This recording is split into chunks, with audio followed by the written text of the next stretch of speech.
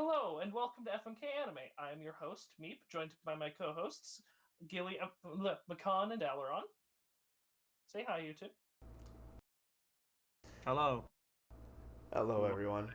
Dalaron Quest here, and as always, thank you for joining us live here at twitch.tv/Dalaron Quest. That's DALARON Quest.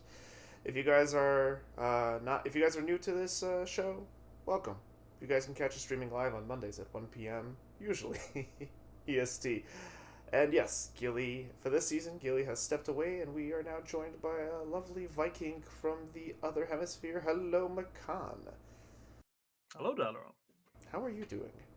I'm doing alright. So I'm excited. I am interested in all the chats we're going to have. I think we're going to have some interesting, different opinions on things here. It It's going to already be interesting. seems so. Yeah. From the beginning of the little pre-show chat, it certainly sounds that way. Do you have anything you wish to plug, Mr. McCon?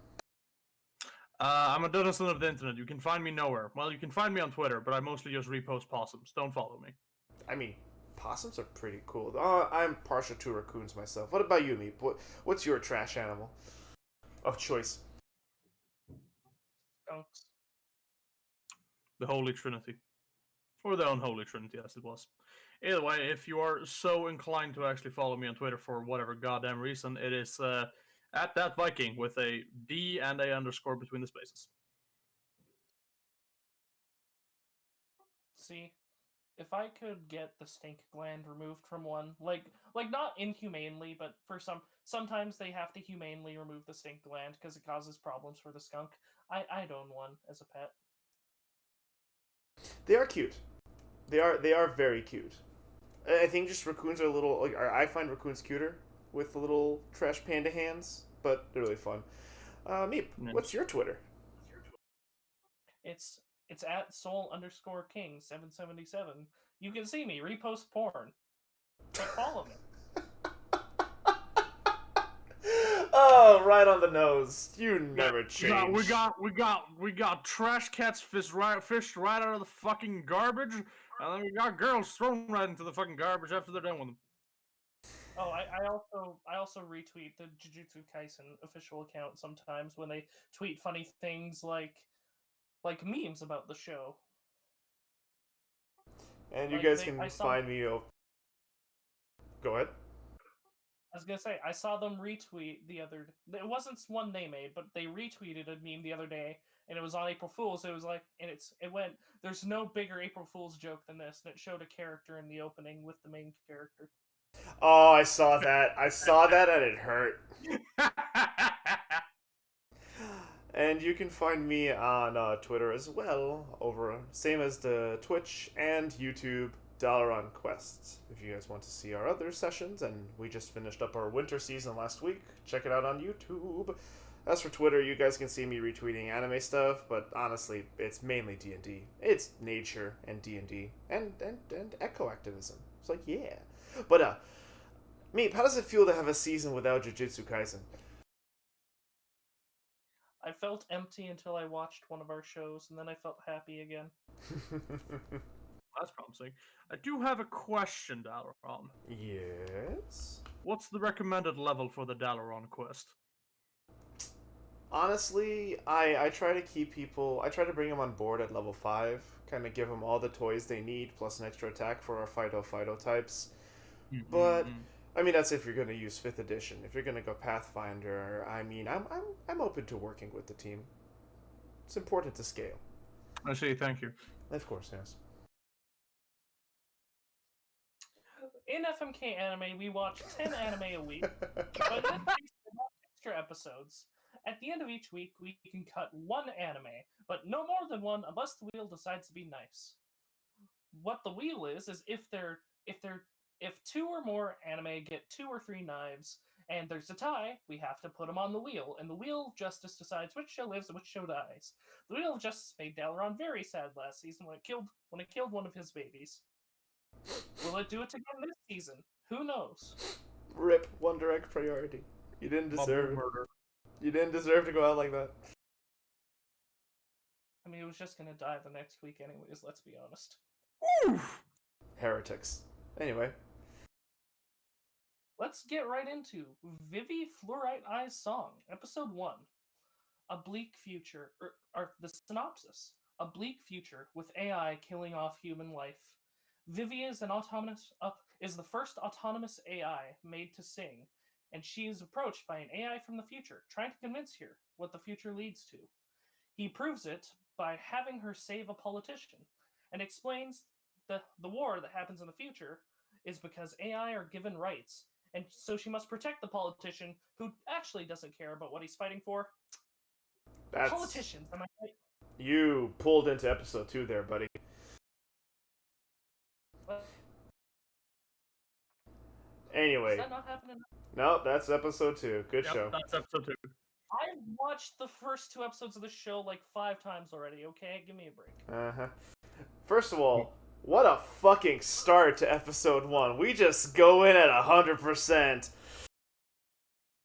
Well, they sure as hell establish the setting and what they're planning to do with it quite fast and quite solidly. They do. No, that's the end of episode 2. I mean, it's also the beginning of episode 1. But focusing on the first episode, yeah, what's up, mate? I was just saying, this show is fucking gorgeous. Oh yeah. Like It's yeah, go ahead. I was just gonna say, of our 10, it's definitely the prettiest for me. Oh, I don't know if I agree with that, but it's very pretty. I see where you're coming from. Okay to be wrong. What were you saying, Makan? I can see where Meep's coming from, but I would have to disagree. I think there are some that look better.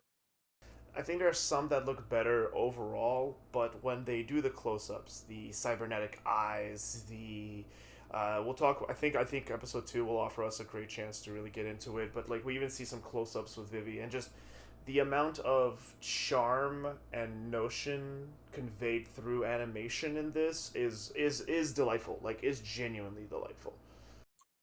Yeah, I can't say that's not the case because every close up is stunning, really, and Oh my god.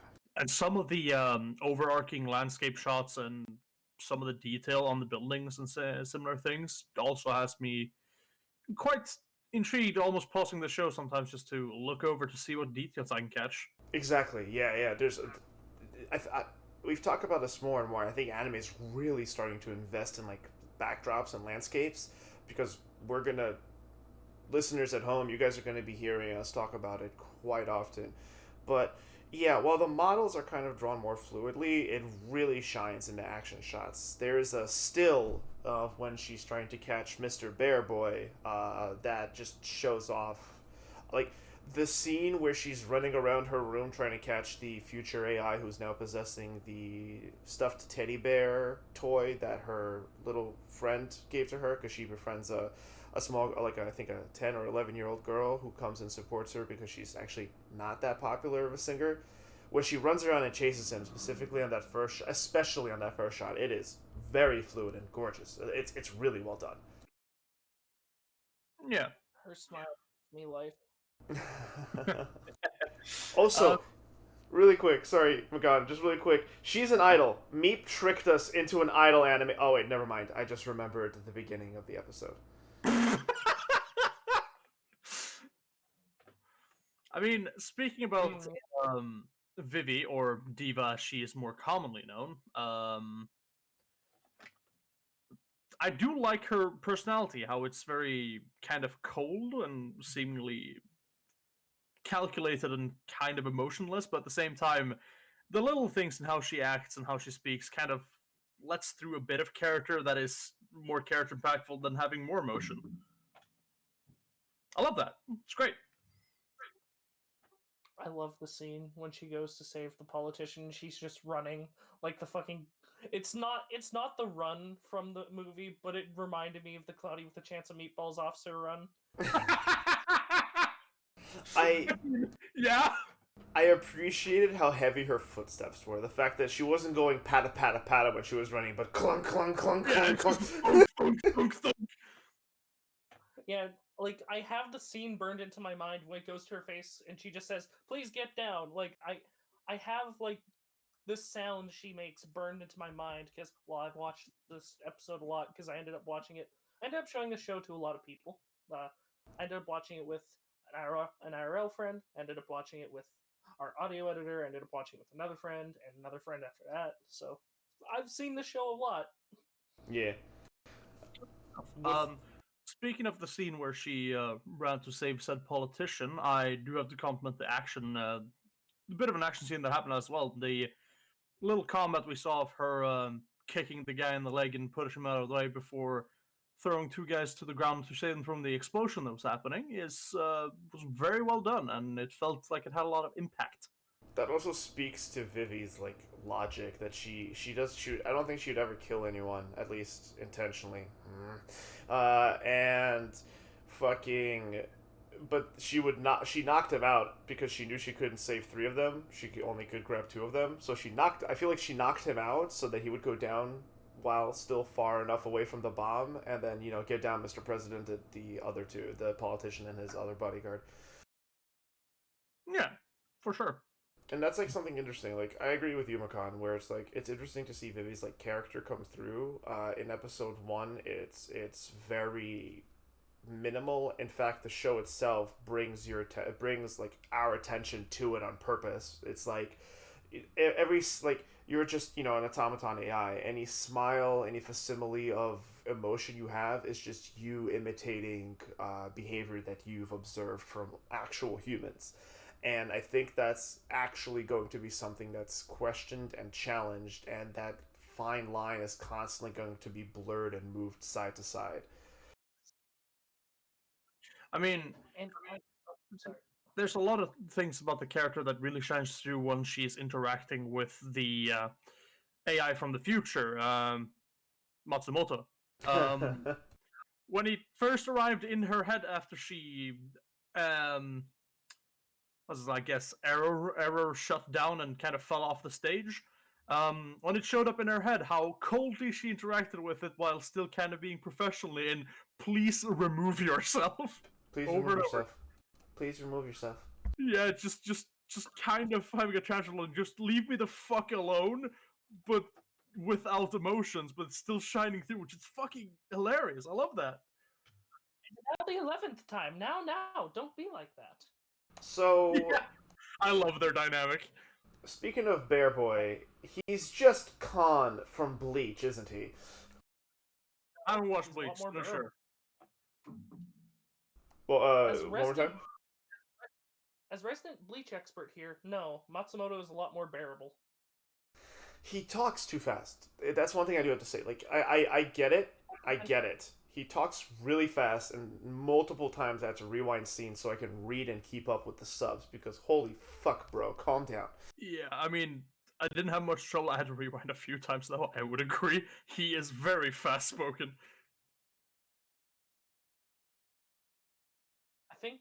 I think that's just because the urgency of his mission. So his creator made him talk faster. Because of course the AI is going to be able to understand faster speak, and it allows for getting things done faster.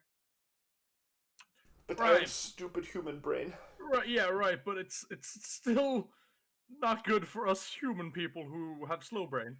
It might have just been Funimation's dubbing, not dubbing, subbing as well, because I've noticed their subbing is very different from like the way Crunchyroll does their subs. They do smaller sentences.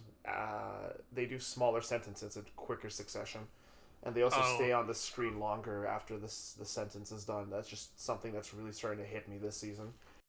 I wanted to bring something up because there's something that Wit Studio loves to do in their anime. They love to have like the actual stories of their anime be like not simplistic, but like general stories that like for example, Ancient Magus Bride or Vinland Saga. They're obviously general stories about like fantastical worlds for Ancient Magus Bride, then Vinland Saga's revenge story.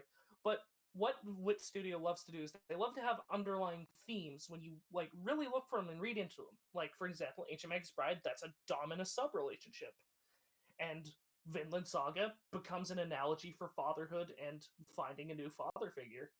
And I've been thinking about what Vivy's is, and in the first two episodes, I'm thinking it might have to do with how everyone has something that they're really good at. like the one AI mission mandate, there's one thing that there's everyone has at least one thing that you're really good at, but you don't have to only do that thing. And I'm thinking it might have something to do with that. I mean, it's very possible, but again, we're entering season 2, episode 2 material where it's like, she had that powerful and her first emotional scene. But we'll get to that first. We'll get to that. We'll get to that soon. In terms of the first episode, Vivy is actually very robotic, like surprisingly so. I mean, she's an AI.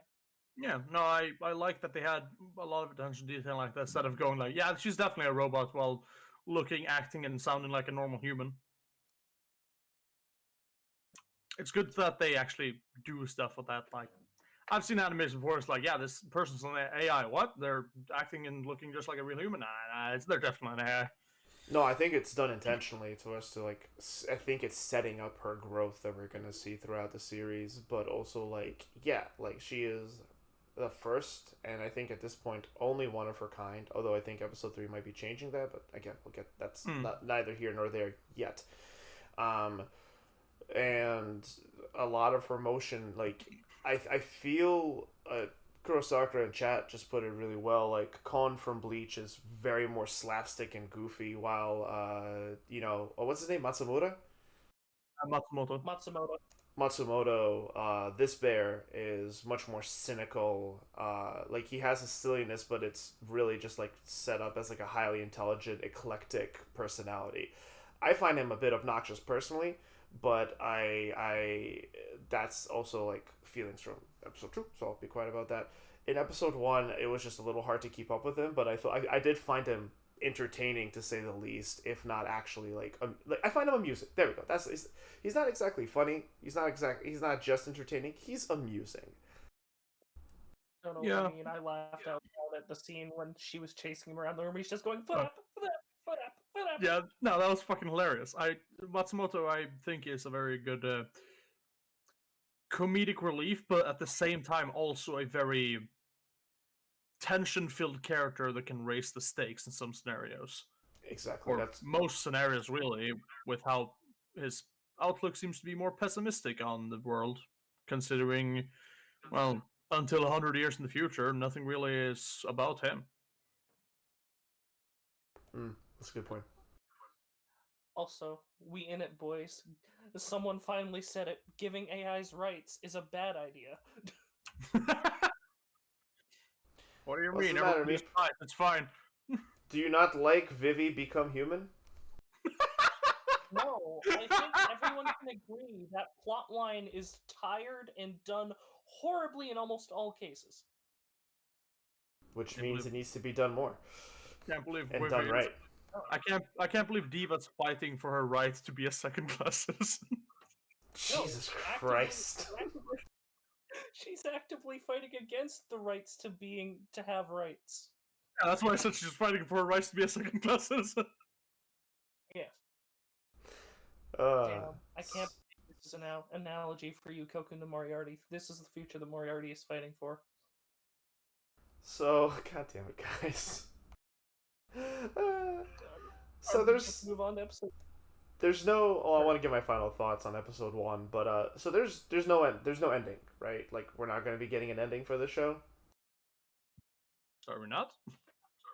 Not like an ending, like a season finale. I'm talking about like a closing song and theme ending.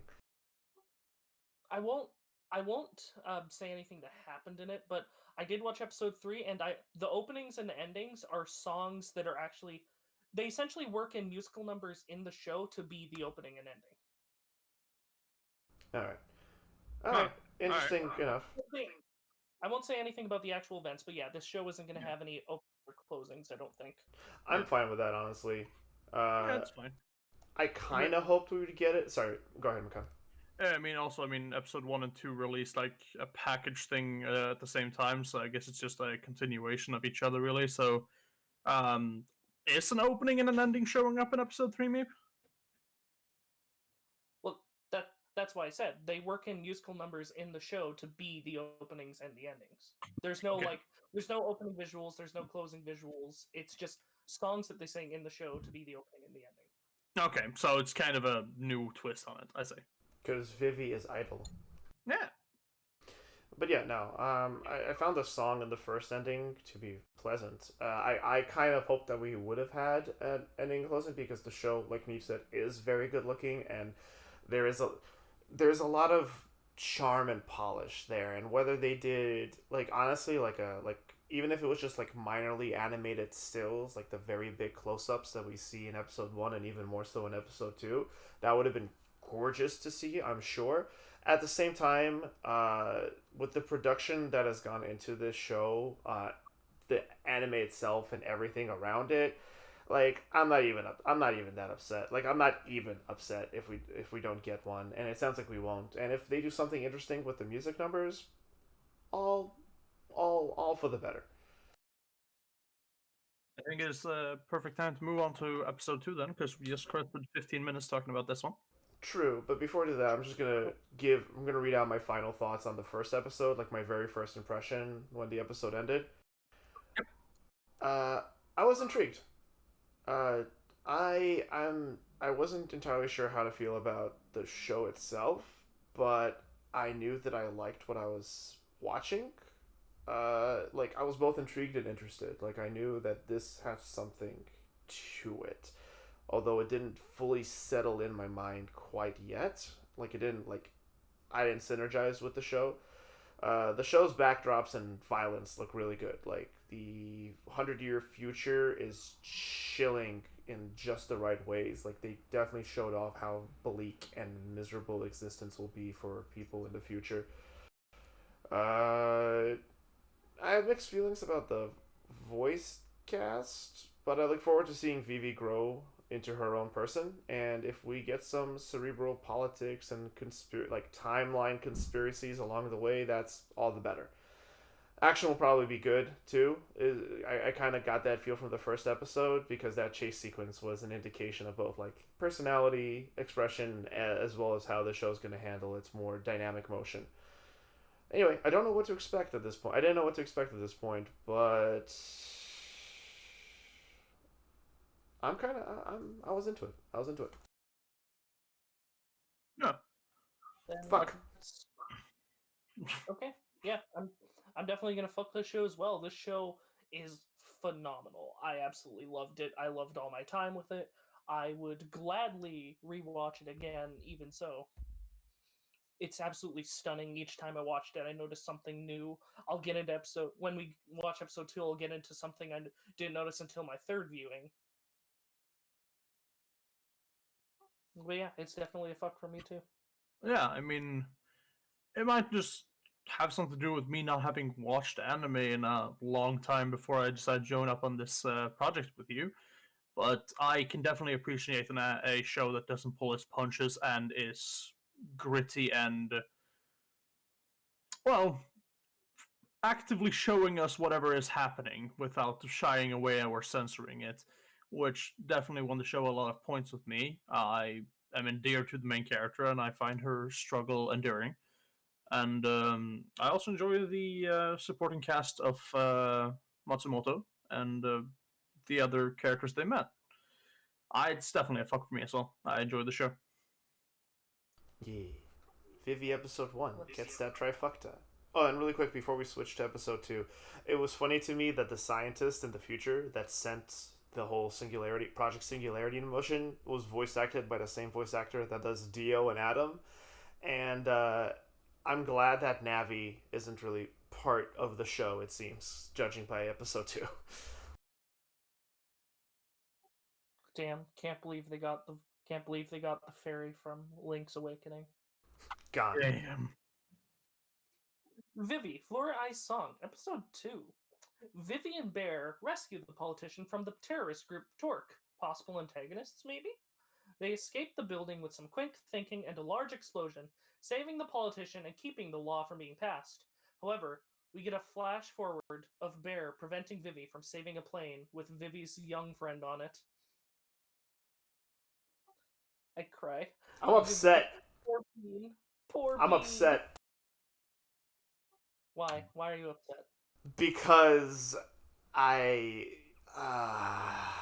First of all, I didn't like that cut. I found it very jarring. and it's not really a flash forward because the preview for this episode kind of implies that we're just that happened and we're just glossing over it.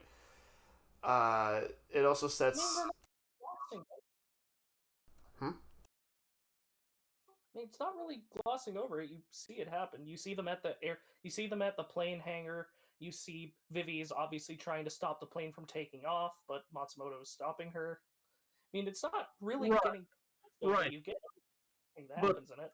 I think what Dalaran is meaning, though, is that the preview for episode 3 is kind of acting like it never happened, which means it probably hasn't happened yet. Oh. Maybe you think they're going with that approach? I just figured they're setting up the actual tone of the show in that last few minutes. Gorgeous backdrop of like the plane burning up and incinerating in the air as Vivy watches in the rain, shocked and still processing. Horribly heartbreaking. Yeah, no, I my mean, way of I interpreting that flash forward is that, like, it's cutting to something that will happen, or it's something that has happened, and there's going to be some more time travel shenanigans to stop it at a later point, because, hey, it's a show with time travel shenanigans. So, I mean, anything's really possible to prevent or worsen things. True enough. I don't. I think it does happen right after because Matsumoto even said, "No, we just shook hands," and Vivi still has that same injury on her arm for when she saved the one guy.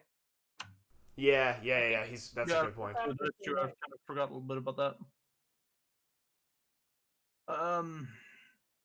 If they just if that is everything we're gonna find out about this, and they're just gonna move on from this, I am not going to be satisfied with that. Same. That is no, that needs more setup. That needs to be an actual thing explored in a full episode, not just a 2-minute thing at the end of an episode where this just happens. I honestly thought that was the perfect amount of time they gave it. I couldn't disagree more from you two. It, I it know.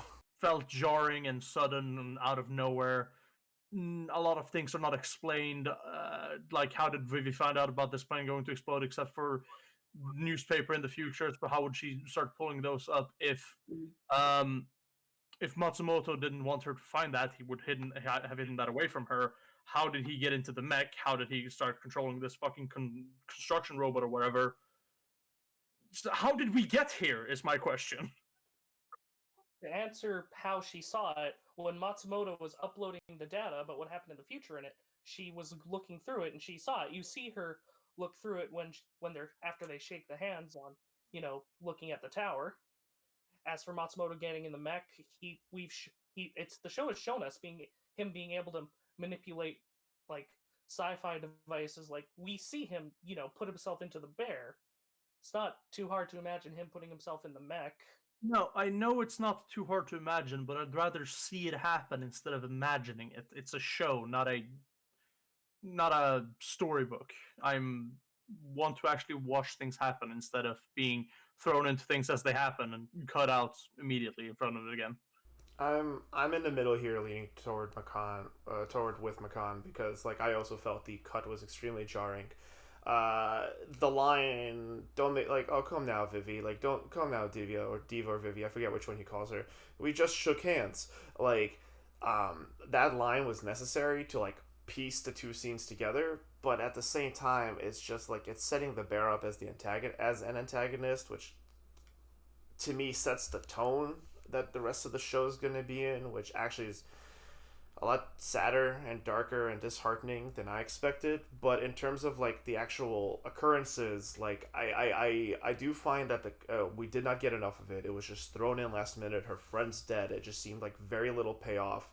I also did not find it satisfying. But yes, we were kind of shown visuals that of like the cutbacks to the newspaper article, and then each time how it zooms a little bit and the screen shifts left and right a little bit, like someone's eye scanning something, was a nice touch. And then it zoomed in on the girl at the very end, which, ow, my heart. And as for how he controlled the mech, I think the whole second episode, pretty much showed that he can hack into anything at will. Like he's an AI 100 years more advanced than any of the tech around him, so he probably has no trouble taking over any technology around him. As far as I don't think the cut is supposed to You're cutting in and out. feel smooth because it's a split second. Well, not split second, but it's a instant. I was going to say the transition to that scene. I don't think it's supposed to feel smooth. I think it's supposed to intentionally feel rocky and out of nowhere because for Vivy, this is something that she immediately goes to go do that. It's not something that's premeditated like when they went to save the politician. It's something it's like, oh no, this is happening. I gotta go stop this. And the one mission mandate with the bear. Okay, you're supposed to do this, prevent this, and don't alter history unnecessarily. He is following his one mission mandate because that's an unnecessary change to history for him. I'm not saying it doesn't make sense for her as a character, but in media, wrestling us into such an important moment feels like they are not showing us a lot of the information except for bits and pieces for us to piece together ourselves. Like Dalaran said, without that, we just show Cans and her injuries, we would have no idea in what time this took place at all. And I don't know exactly what they're going to be doing in episode 3 with this, but from the preview at the end of the episode, it looks like they're just continuing on with the show like normal. Like they're not going to cover this anymore in any way. And Well, I'd say damn episode before you watch it, but that's just me. Well, I mean, from the preview, we can only we're judging episode 2. I haven't watched episode 3 because we're covering episode 1 and 2 here. Oh, someone had a tumble. And it happens. Yeah, I agree with Makan that, this seemed like a very strange, like, quick last bit before the end of the episode. It either was intentionally short to hurt more, or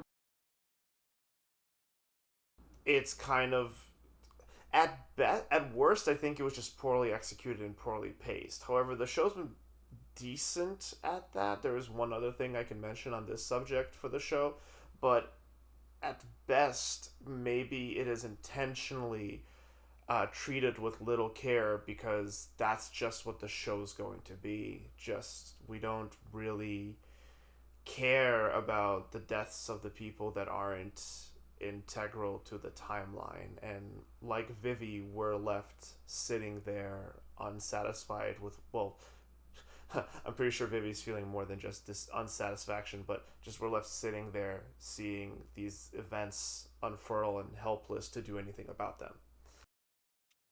I'll put my thoughts on the scene this way. I don't think, and I would be unsatisfied if this scene and the events of this is not undone, but is completely handled and wrapped in a neat, tight little bow in the course of one episode, and everything is fine. I would be incredibly unsatisfied if it's like, oh, okay, one episode to do some time travel shenanigans, and now any emotions that Vivy were feeling are now invalid. I would be very unsatisfied with that. I think this is the emotions and turbulence Vivy will feel from this. I feel like it's going to be a course throughout the entirety of the show, and it's going to delve into it throughout the entirety. I'm not saying I want it to be time travel and fixed. I desperately don't, because it shouldn't be fixed. It wouldn't make sense with unnecessarily changing the time anyway. But at the same time, Dalaran said that it was set up like this to hurt more.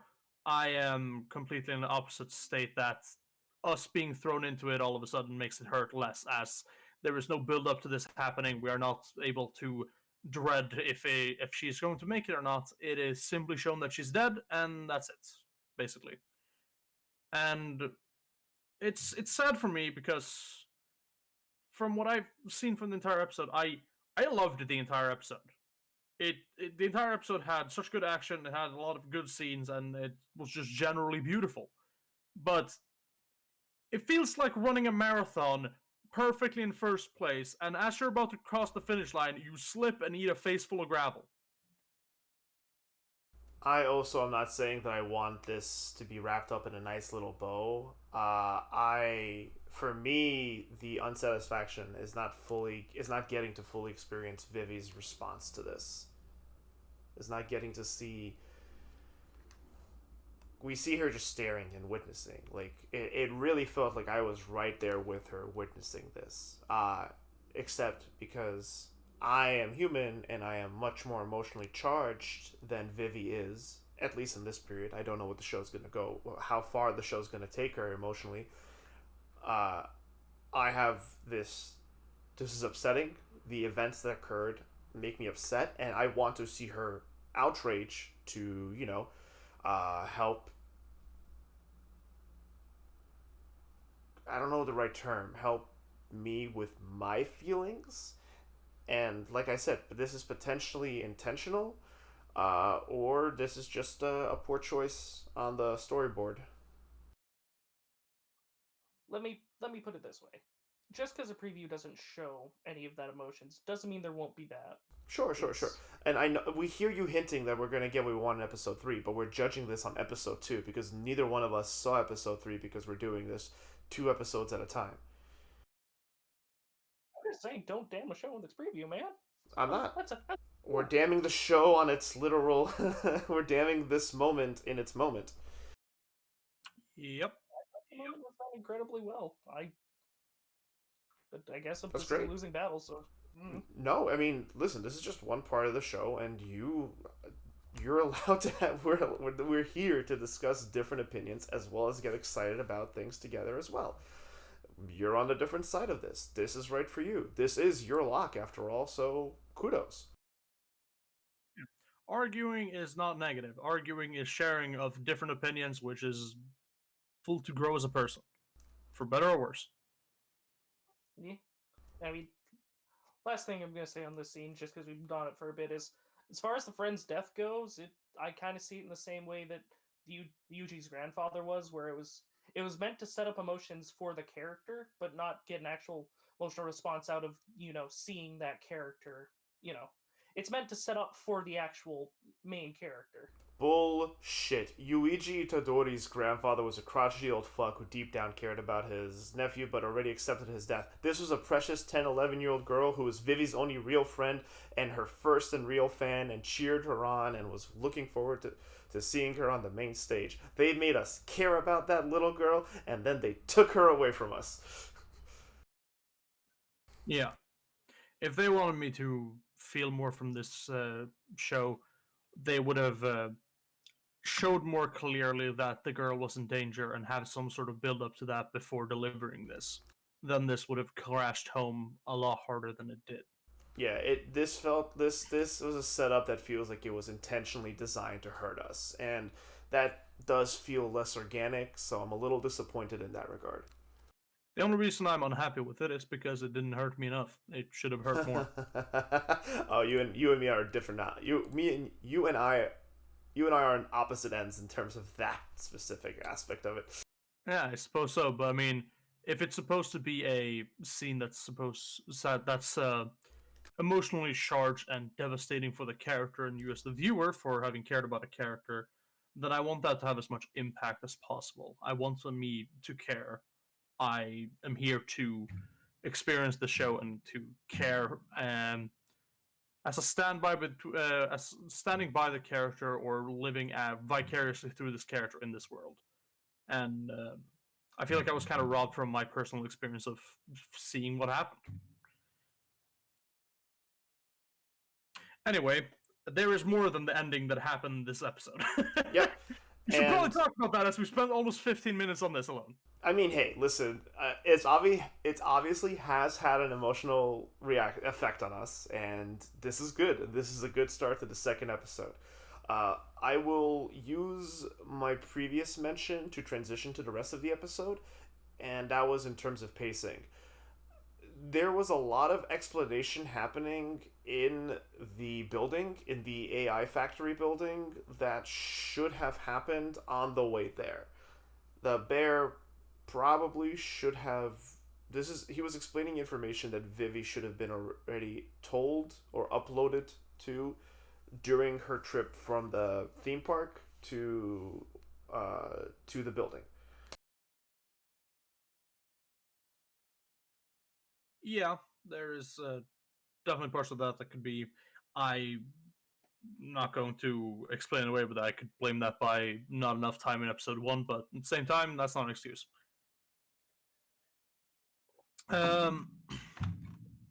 Yeah, there's a lot of information she didn't have, and there's a lot of. I mean, hell, if she was supposed to save someone, he would have probably tried to upload that combat program to her much earlier. Well, you saw how upset she got when he tried to do that, so, you know, Bear Boy seems to be. I'm gonna have trouble with his name for the first few episodes. Matsumuda? Matsumoto. Matsumoto. Matsumoto seems eclectic, silly, and somewhat silly. Like somewhat dumb, but in reality, I think he's far more shrewd than he lets on. Can't believe you two don't like Bear Speedwagon. Don't you dare insult Speedwagon. He's an asshole. Yes, and He's he an was an asshole. asshole. He's an asshole. Speedwagon is a lovable man. Yeah. I mean, the bear is an asshole of the highest caliber. Hits too far to home. It's too much like me.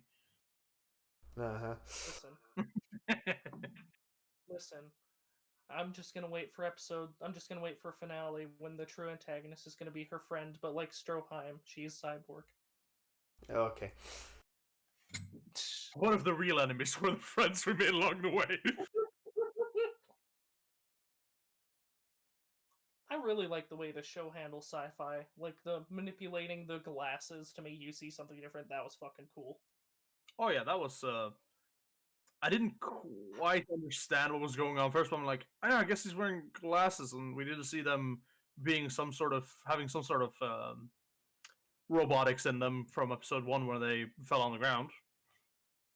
Yeah, I kind of got the sense that the politician's glasses were tech because when she handed them back to him, they like glowed red like with an error. So like I just assumed that it was tech, but it took me a little bit to understand with that scene where Vivy and the politician get quote unquote gunned, and yeah, no, it's I straight up was shocked that it happened. So good job, show. You won.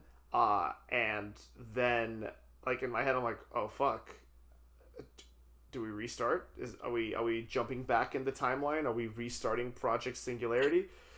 Yeah, I thought that was gonna happen too. That like, okay, I guess this is a failed run of going back into the past. Let's go back to the past once more, I suppose. I was hyped for it too. Like one of the main reasons I love Steins Gate is because there's that like, fuck, we failed from the beginning. Let's go. Damn, Vivy fucked up her half B press, and now she has to restart her run.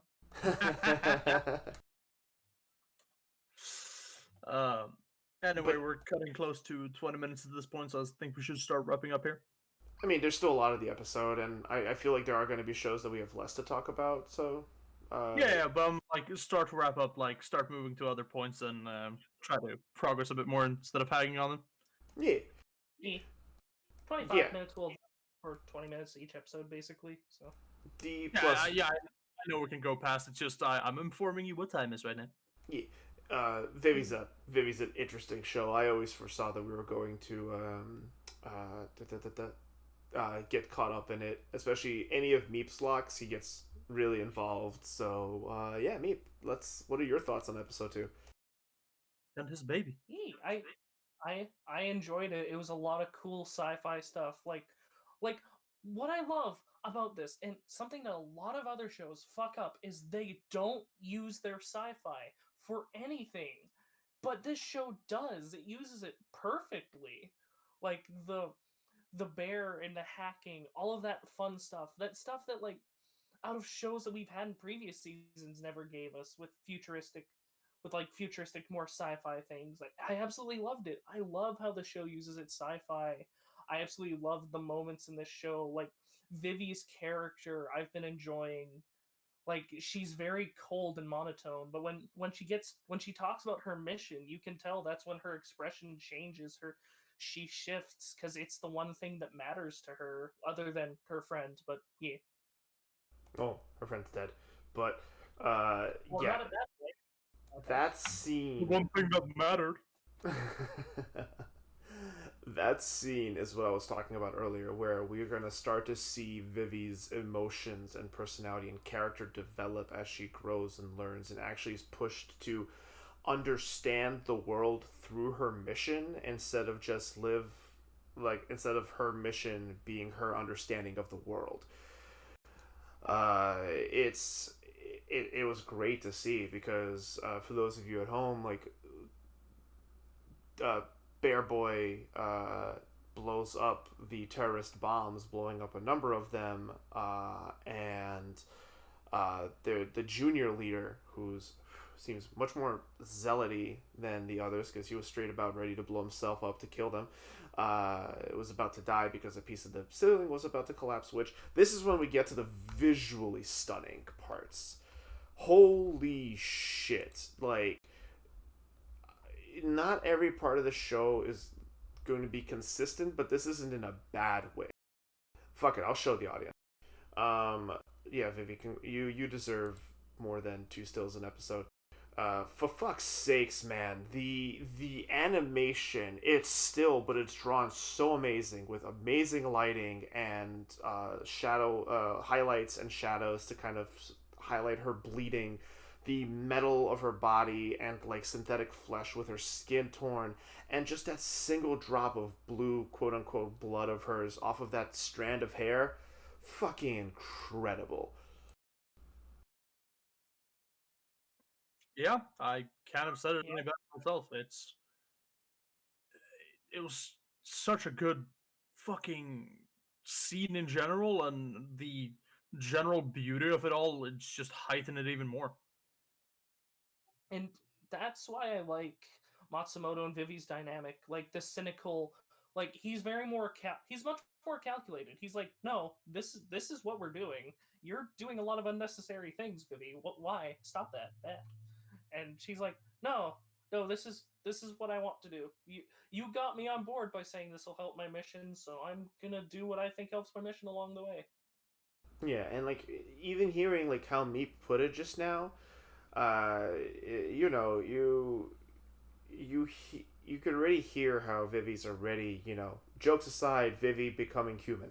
Like you can see her actually starting to in this episode really start having her personality because up until that point, uh, and I see the show being like, oh, it's just she got her brain joggled by the damage or some shit like that. But up until this point, Vivi has been really robotic, and again, experience. Her mission was the way she experienced the world. But at this point, she spoke out, almost taking like no, actually taking offense to Matsumoto's words, and being like, no, I'm doing this because I can't put it to words. Just watch the scene or watch the episode. It is very good, and it was great. Like I already said, that this scene itself, the close-ups, like the shots of her eyes are gorgeous. Like I don't dislike how she looks. Blue hair looks really fun, and she reminds me of like a adult version of a character I enjoy in Grand Blue.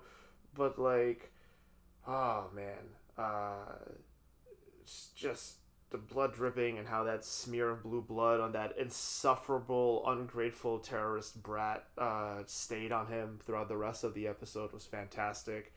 And just Vivi's character, the way she doesn't stop there. The fucking mad lass, runs off a building and jumps through the sky, saving the diplomats, politicians' fucking life by yeeting him into another building. Like, God, that was such a good scene. oh yeah, Yeah. Politicians, am I right? for real though. It's funny too because I have the note where it's like in the beginning of like the first quarter of the episode, I'm like, Mr. Politician isn't seeming like all that of a nice guy after all, is he? Politiques. Yeah. Nah, I But mean, it's not about. Go ahead, people show their deep down and true colors when they are cornered and in deep amounts of fear.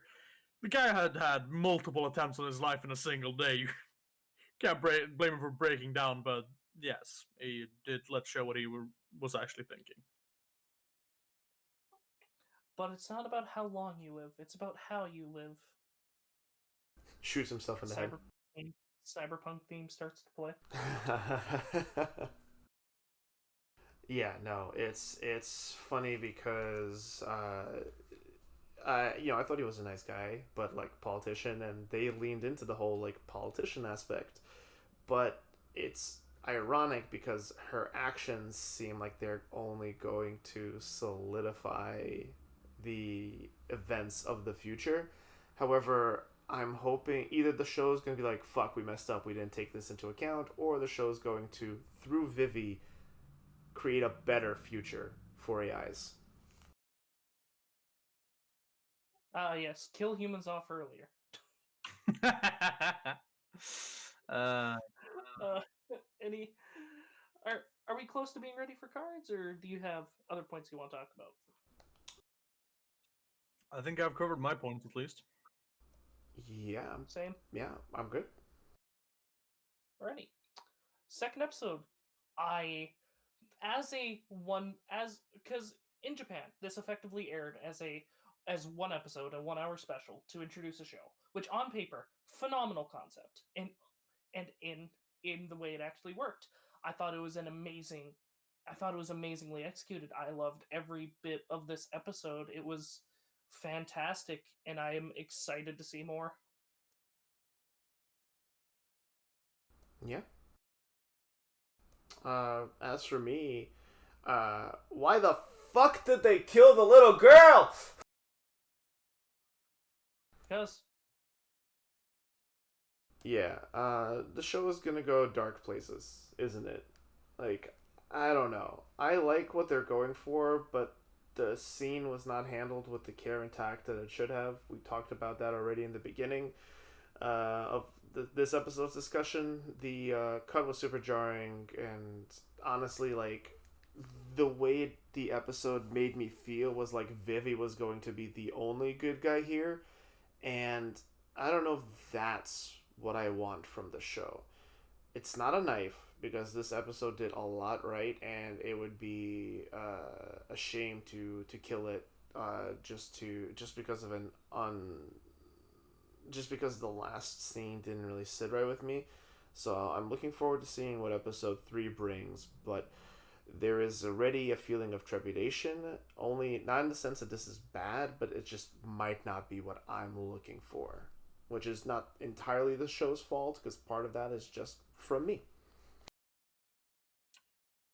I would definitely agree with you on that, Dalaron. If the show wasn't as gripping to me as it was through the first episode and the majority of the second episode, that and there would most likely have been the straw, as it feels far too unnatural, and it sets up a bad precedence that it happens so early because it feels like the show will pull similar punches in the future to come. But at the same time, I can't just disregard all the things it did right because it did one thing very wrong, in my opinion.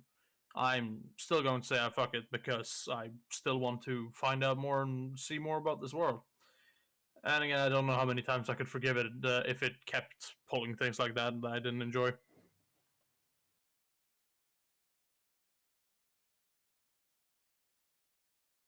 well, now So I'm just sad. is that a fuck Macan? Yeah, that's a fuck. All right, so trifecta, though. Yeah, less, fuck this show. In a good way. Plus, the show made us sad. I think that's a victory on its part. Mm, Matsumoto being the villain, I wouldn't say that. Like I said, he's just following his one mission mandate. It's not like he caused the plane crash. He just stopped someone from saving it yeah, because necessarily altering history. yeah, I wouldn't call him a villain. yeah. Definitely not a good person, but it's also the whole thing of if he's following his mission, he's kind of morally gray. Yeah, and Dalaron, you say the show made us sad. That's exactly my problem. It didn't make me sad because of how fast it was. Fair enough. Fair enough. Yeah, and I didn't say villain. I did say specifically antagonist. But we'll see where the show goes. I know a lot of love and care and work, so much work went into Vivy Fluorite. So it, I guess it's a little meta of me right now, but like I can't bring myself to just dismiss it so quickly. I want to see. I want to give it some more time. Well, let's move on to Super Cub, Episode 1. Girl is without parents and lives a boring life until she goes to a bike shop and buys a Super Cub that is drawn blood. She then goes to a hardware store to buy a chain and runs out of gas and goes to buy gas. Then starts living her life as a bike owner. So before you two say anything, I'm gonna lay out my feelings on the table. Show's fucking boring. It is boring. It almost put me to sleep.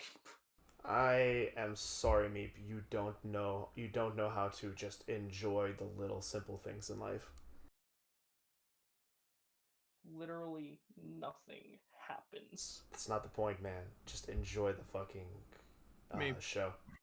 Yes. At the same time, I would like to say you deeply looked into Vivy and what underlying connotations everything holds, and I did the same for this show because it really gripped me hard with its themes and setting. This show isn't just about a girl who buys a scooter and now lives her life as a scooter owner. It's a girl who was deeply sad with nothing going on in her life, and this little spur of the moment purchase brought a whole new level of joy in her life that she did not even think was possible before. It is a show about finding what makes you happy. Yeah. I Makan. Yeah, Makan said it. Holy shit, my dude. Yeah. No, I real emotional watching this. Same. I'm just gonna jump right into it since you already brought it up. When the color shift happened when she hopped on the scooter for the first time, I audibly went, "Ooh!" Instant fuck for me. When that happened, I just I don't know what came over me, but I actually started crying at that. It's fucking fantastic. Oh my god. I was just overcome by emotions from how fucking bad I felt for this girl because I've been there. I've felt that immense feeling of how nothing feels like it's ever going to be happy again. Things feel bleak. And then you find something that gives you that spark of joy. The I didn't even the best yes, exactly that. And the best thing about that scene is that I didn't even realize that everything, like, I just took the color palette of the show as what it is, just this cloudy day, just, this cloudy day, like, peaceful, calm yet melancholic kind of vibe. And I'm like, okay, I'm cool to explore the calm yet melancholic day of this person and just kind of experience their emotions. But the moment she got on the bike, I realized that, like her, there's so much more to life, and there's so much more to the show and to the experience. And god damn, like, this show's already gorgeous. Like, off the bat, immediately, the train stations, the trains, the lighting, just, to Shots of the me, trees, the the small little rural Japanese village. God damn, it's good. yeah.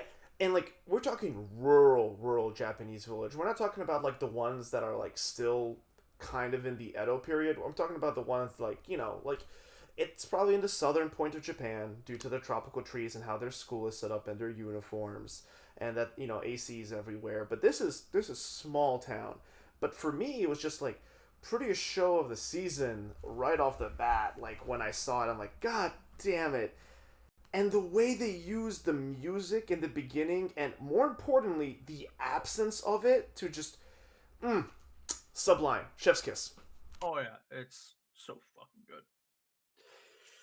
Like, it might be that it hits close to home because, like, what I identify this girl struggling with is things I feel like I've struggled with as well.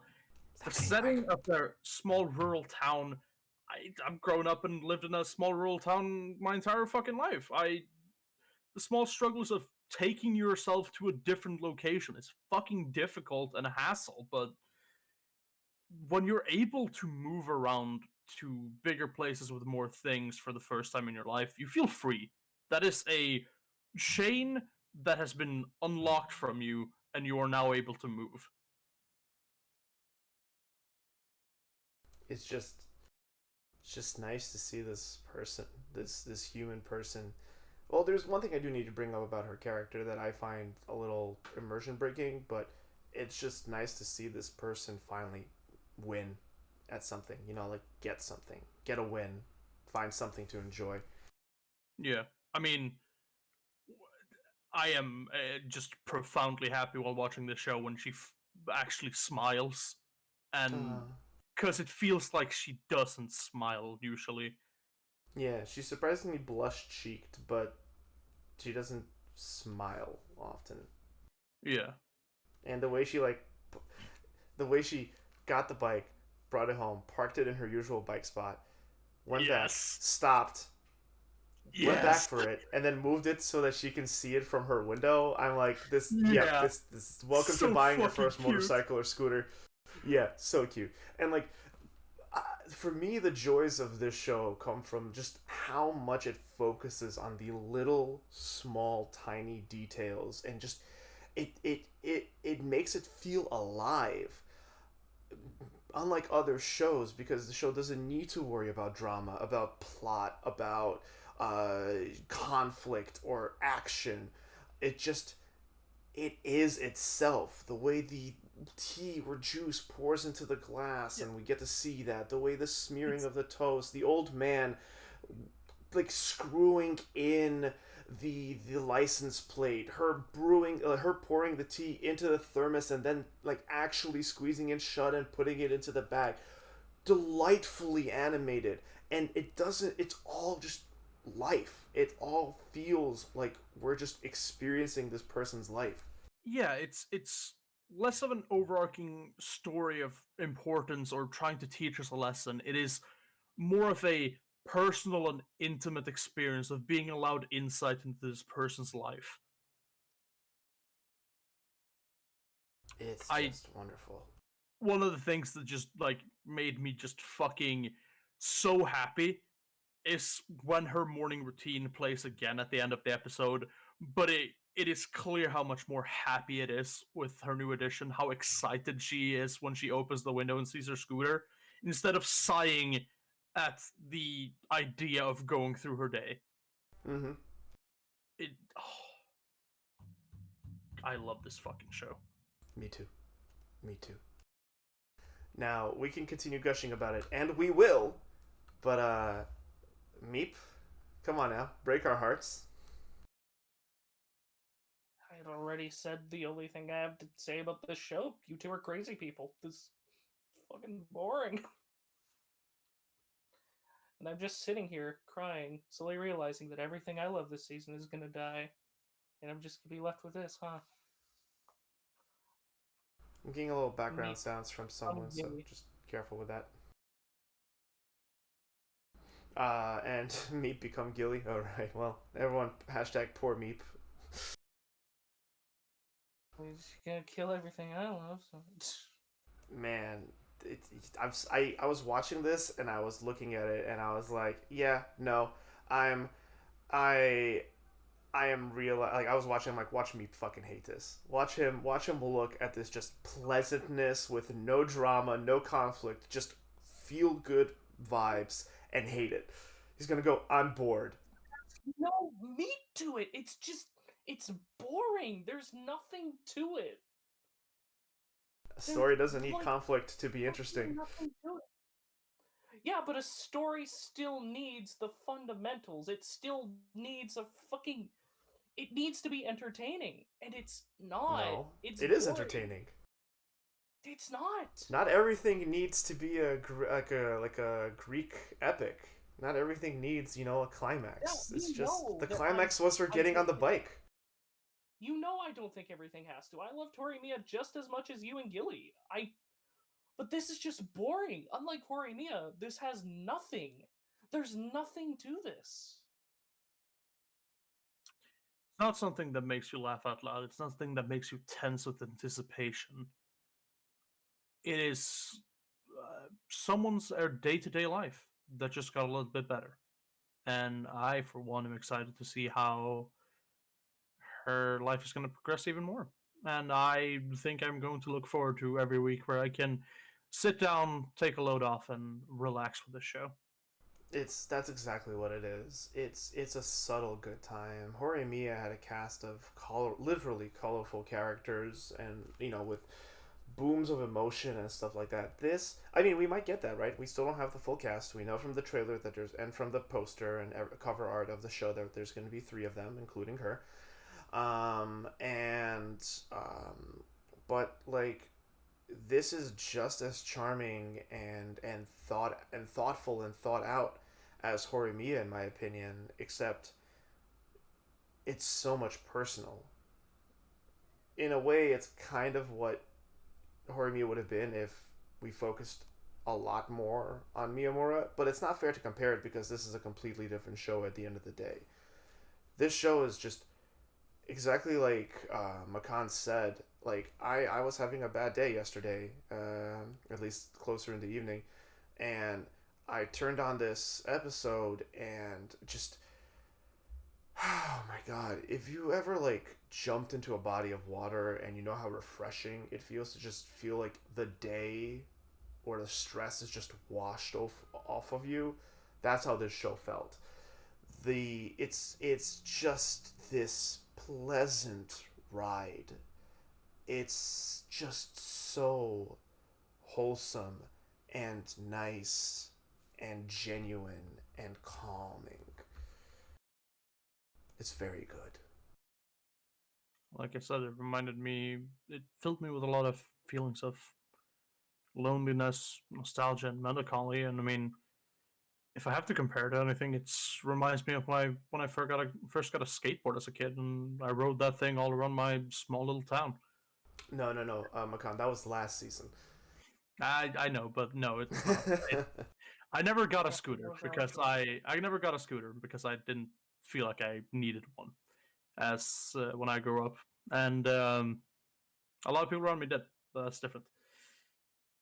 Having a skateboard, being able to no, even earlier than that, getting my first bike and just exploring parts of my town that's more in the outskirts that I'd never really been to before, felt like freedom.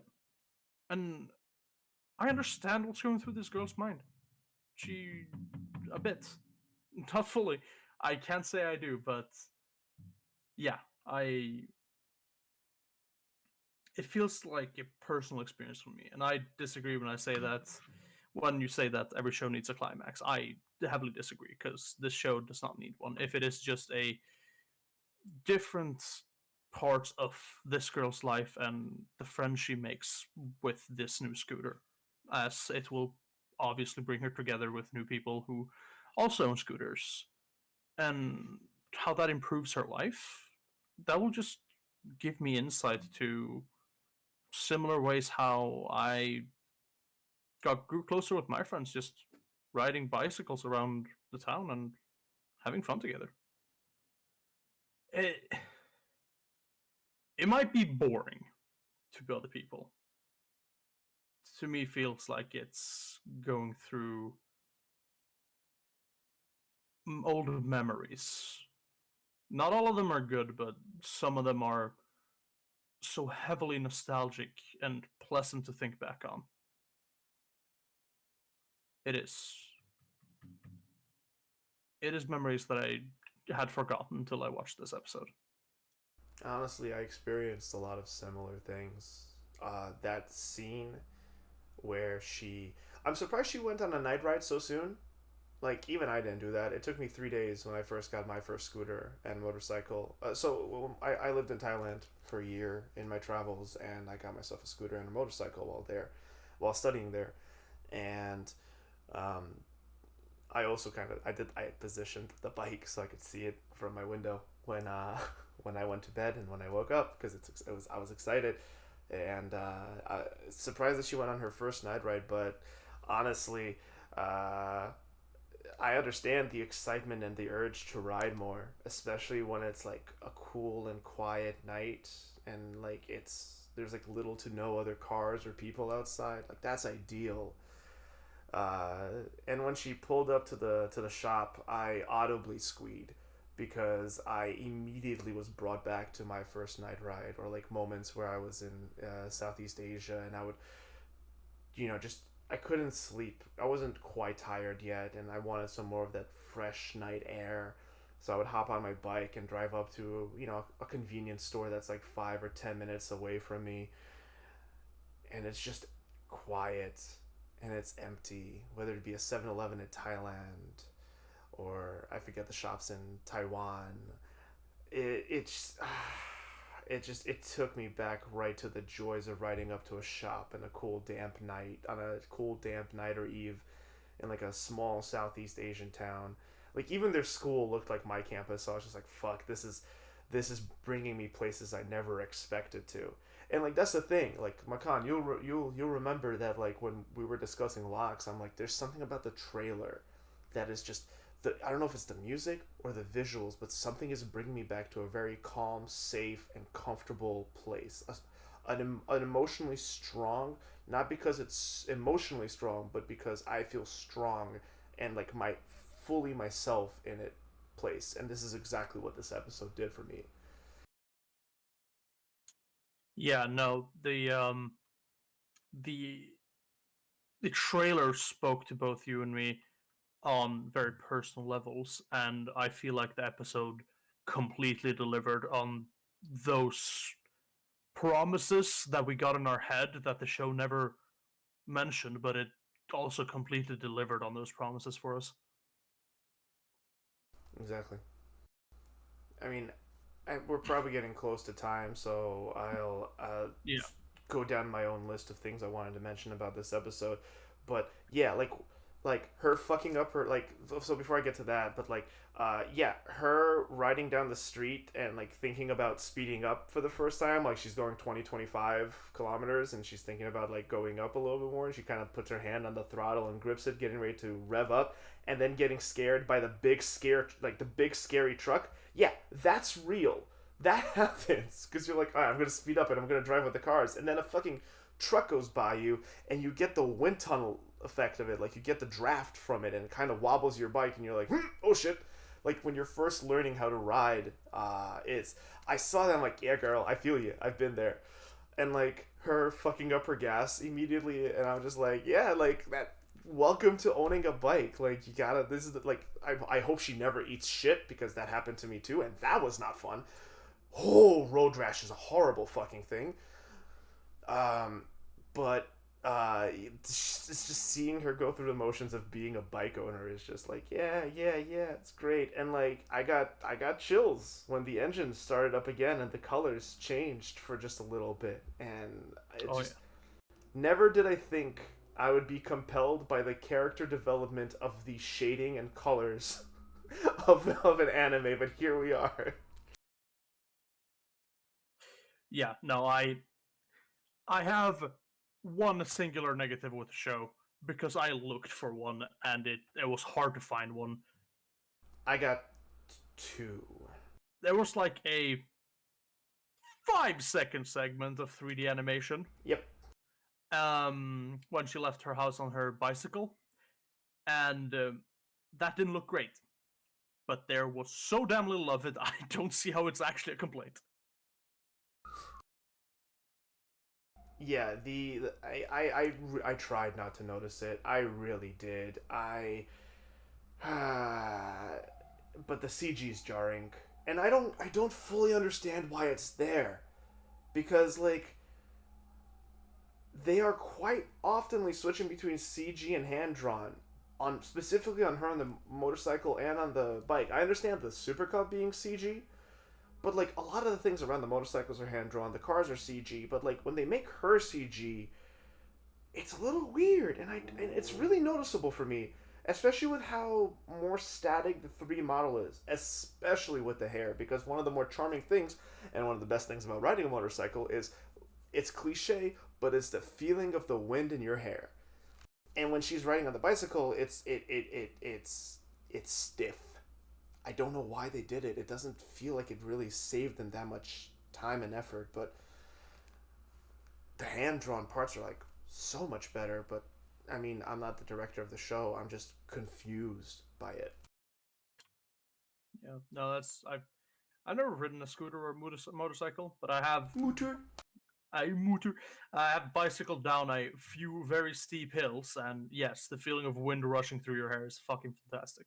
Oh, the hills are even different because you get that like pit in your stomach as like you get as your insides go upwards. Yeah, yeah, yeah. Yeah, but we have definitely talked about this show enough at this point, and I definitely choose to fuck it. I am so happy with the show. Meepers. Well, show's boring as sin, but it didn't do anything too egregious. I'm gonna give it one more episode. I'm giving it the fuck, but if it doesn't entertain me at all next time, then I'm. It doesn't change anything. It's gonna stay, but on principle. I'm surprised you didn't give it the knife now. In case it wasn't clear, yeah, go ahead. Sorry, I realized I just summoned you with that statement and then just went on with my final thoughts. Go right ahead. Sorry. I was just gonna say that if like this show can be entertaining, it's just stuff has to actually happen. It's there was nothing to this episode, or like, and the stuff that did happen was boring. I get you to identify with it, but at the same time, it sounds like you're getting more enjoyment out of your own memories than what the show is actually doing. No, no, that's not it. That's a very nice and big part of it, but that's not it. And I've also felt the, looking for something to actually give you joy. Trust me, I felt that. Same time, I just only relating to that when I'm given nothing else to keep me gripped. It's I don't I'm not invested. The actual things that are happening on screen are boring. Visually, I know you two said it's pretty. I think it's pretty standard. I don't think it's as pretty as you two do. It's I just thought this show was boring, and the I get it was a stylistic choice, but the world being colorless didn't help. It's not colorless. It's just a lot bleaker, and I actually was ready for the whole show to be like that, just like low light, chill, cool colors. Colors are And muted. I mean, I mean, where I live in, and that's kind of how colors are. it's true. It's damp where you live. But yeah, Meep, that's Cold and dark. before I hold up my card, to just retort, um, it's a big part of the show is our own nostalgia, but like I think that's by design for us to relate. It's visually compelling and reminds people of their own experiences that are similar to this. Um, but the other part of it is just I said it before. I love how this show shows and animates the little mundane things and actions that many other shows skip. Like all those little things that I listed. Like this show really appreciates detail and uses it to convey feeling. Very good. It does it very well. And honestly, me like to you, I would just say like just stop looking for stuff in it and just enjoy what is being shown to you. Enjoy the little things. Enjoy the just go and relax with the show and maybe you'll get a better experience with it. You can't just force enjoyment now. I can't just shove something in front of you and say, enjoy this. And if you don't enjoy it, you can't force yourself to enjoy it. I found the show to be boring. I didn't enjoy going through all the little things in life because I experience that every day already. I don't need to watch a show to remind me that life is boring. I I don't think need no a show one's to remind forcing me to anything. wake up in the morning and butter toast. I don't need a No I one's don't like no one's forcing anything, dude.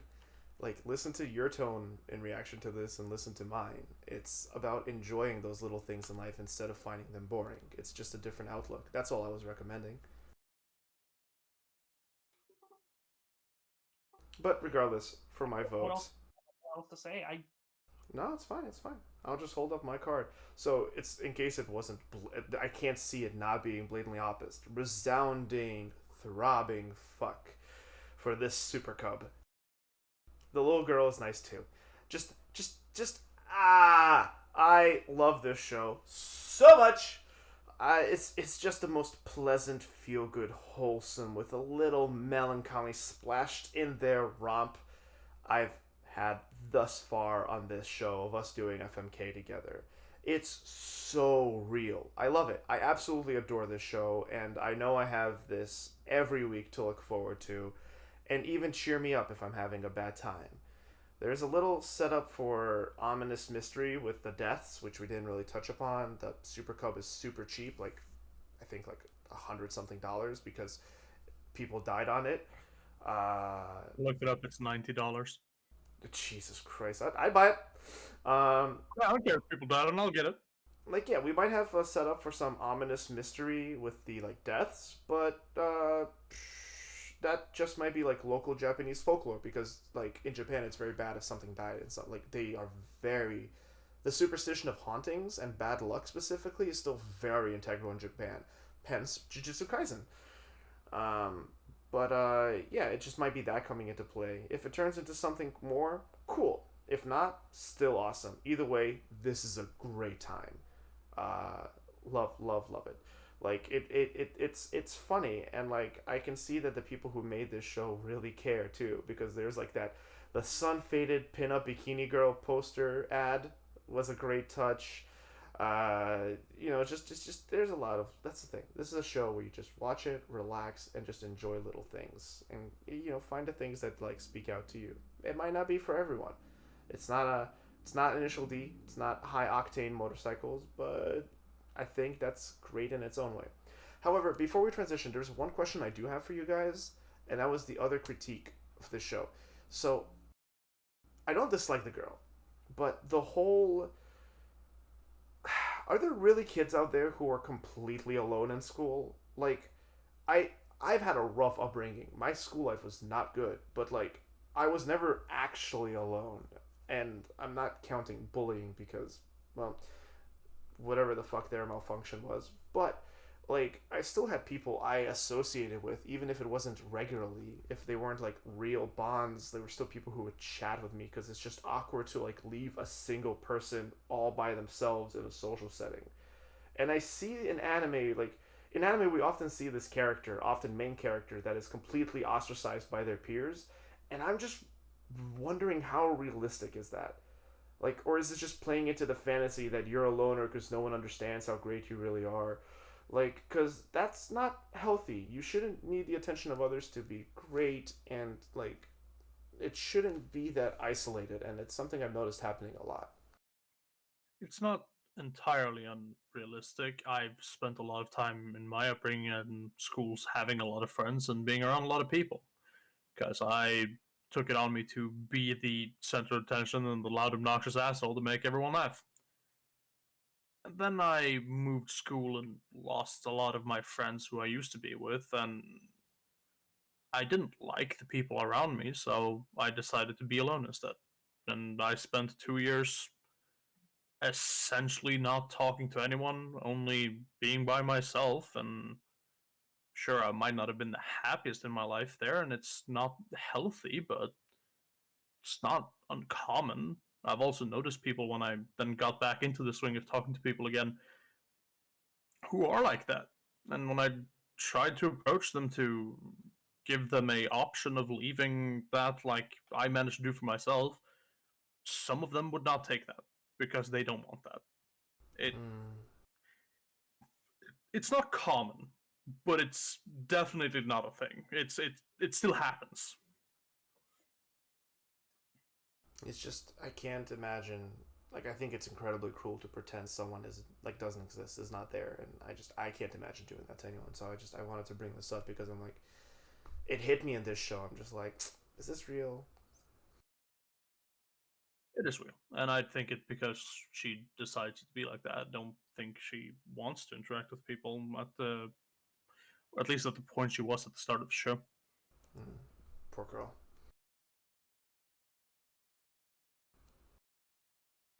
Oh shit, what's next? Yep, we're done here now. All right. Tokyo Revengers, Episode 1. Takemichi is a boy who used to be a delinquent until he and his friend. Wait. Until he and his friend. Until. He and his friends, probably. Until he and his friends had a run-in with the Manji gang, who 15 years in the future kill his ex. He travels back in time and tells her brother the future, and he survives and requests help saving his sister. Meep, I know Super Cup was not your cuppa, but don't, sound like we shattered your heart. Sorry, you guys heard my knees popping just now. I'm old. It's incredibly hard to be energetic after something that actively takes the energy out of me.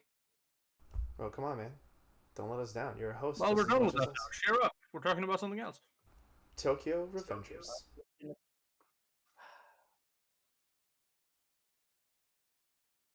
It's a weird show. Yeah, it's definitely a interesting concept. Yeah.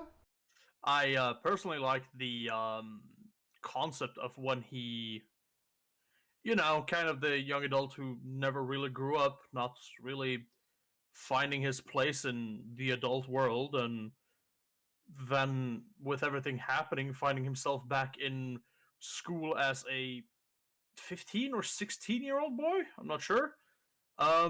With the mentality of an adult, changes a lot of how you work. It definitely sounds like an interesting scenario of how he's going to interact with it.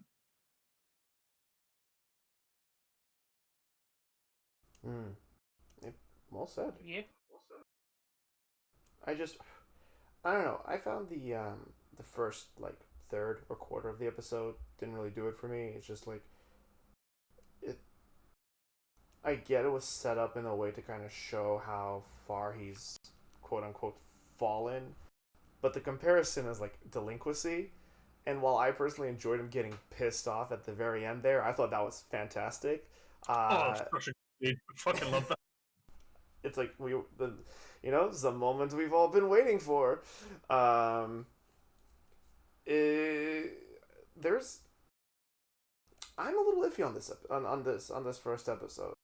I think the thing that bothered me the most about the first the first third, it was Hinata, my one and only girlfriend. I rolled my eyes twice. You're a virgin. Yeah, it's just there's ways to make a character sympathetic and showing that he's weak, or what some would call pathetic, but this wasn't it.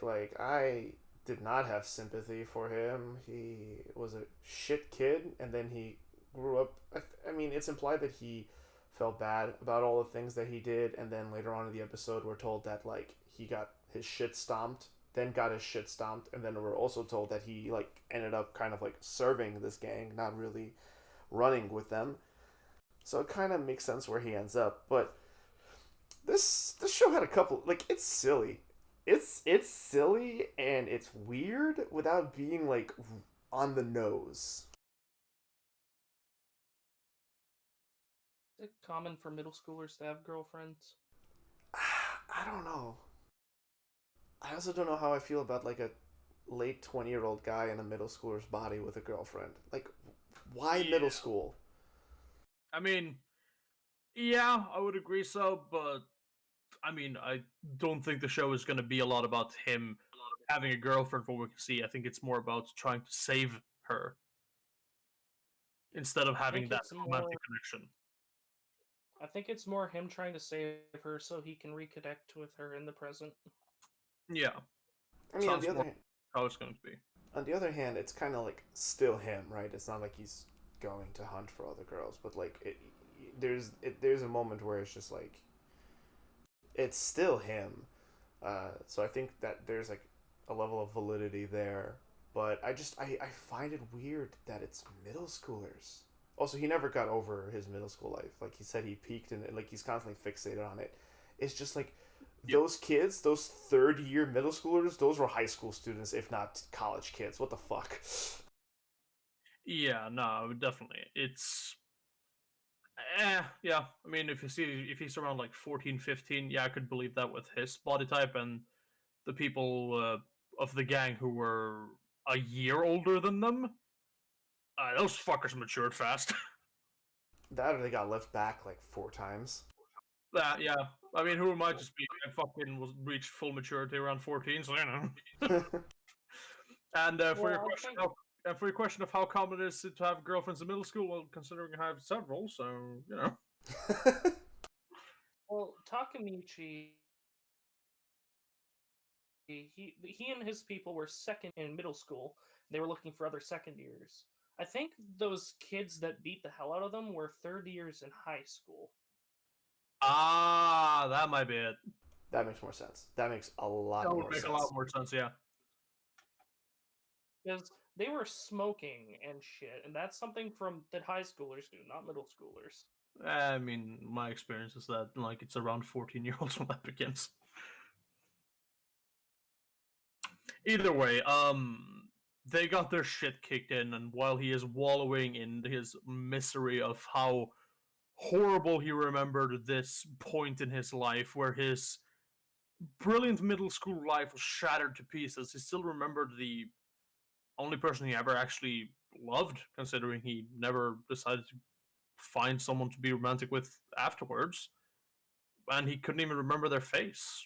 Going to simply see them again in this experience he was given, not sure if it's a moment of his life flashing before his eyes before a train runs over him, or if he's actually back in time. And he decides to do take the most out of that situation.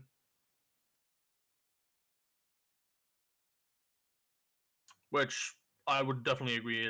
Say is like, I would say it showed well, considering how he starts uncontrollably crying once he sees her again and remembers who she was, as he had basically forgotten her.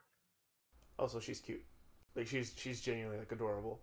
Yes, that is true. Just her personality and how much she cares as well. Bye bye. Yeah, just fucking ugly crying while she's just happily seeing him off. Makan, you won't get this reference, but Meep, did you also get reminded of that one scene in Horimiya? Not really, no. Yanagi, bye bye, with Remy and Yanagi, and he's like, don't, Yanagi, bye bye, bye bye, Yanagi, and he goes, bye bye. She seemed like a better Remy to me. And like the scene where he is just reflecting on his thoughts and everything after having met Hinata again. Sitting in the park where some kids are just robbing another kid, and him just losing it and going back to how he probably was back in middle school and threatening them with a broken bottle that he's going to fucking kill them. Gave an insight to who he was before he suppressed it as an adult. I enjoy that about him. I hope we can see more of his brash acting because he's gonna need it if he's going to infiltrate and be in a fucking gang. From what I understand, what's gonna happen.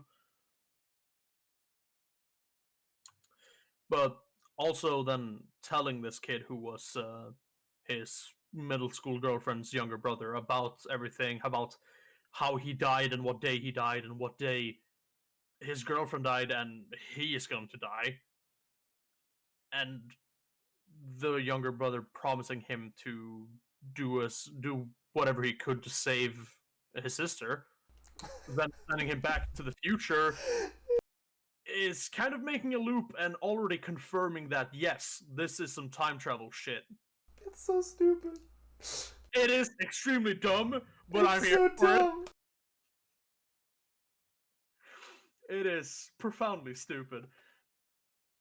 I mean, I am looking forward to seeing more. Like when they introduced his gang, I was like, look at these fucking middle school dumbasses. Look at these goons. Fucking their leader straight up read JoJo Part 5 and he's like, I want to be like that guy. But like the whole time traveling aspect was like I said, I like the whole like we fucked up, let's do it again.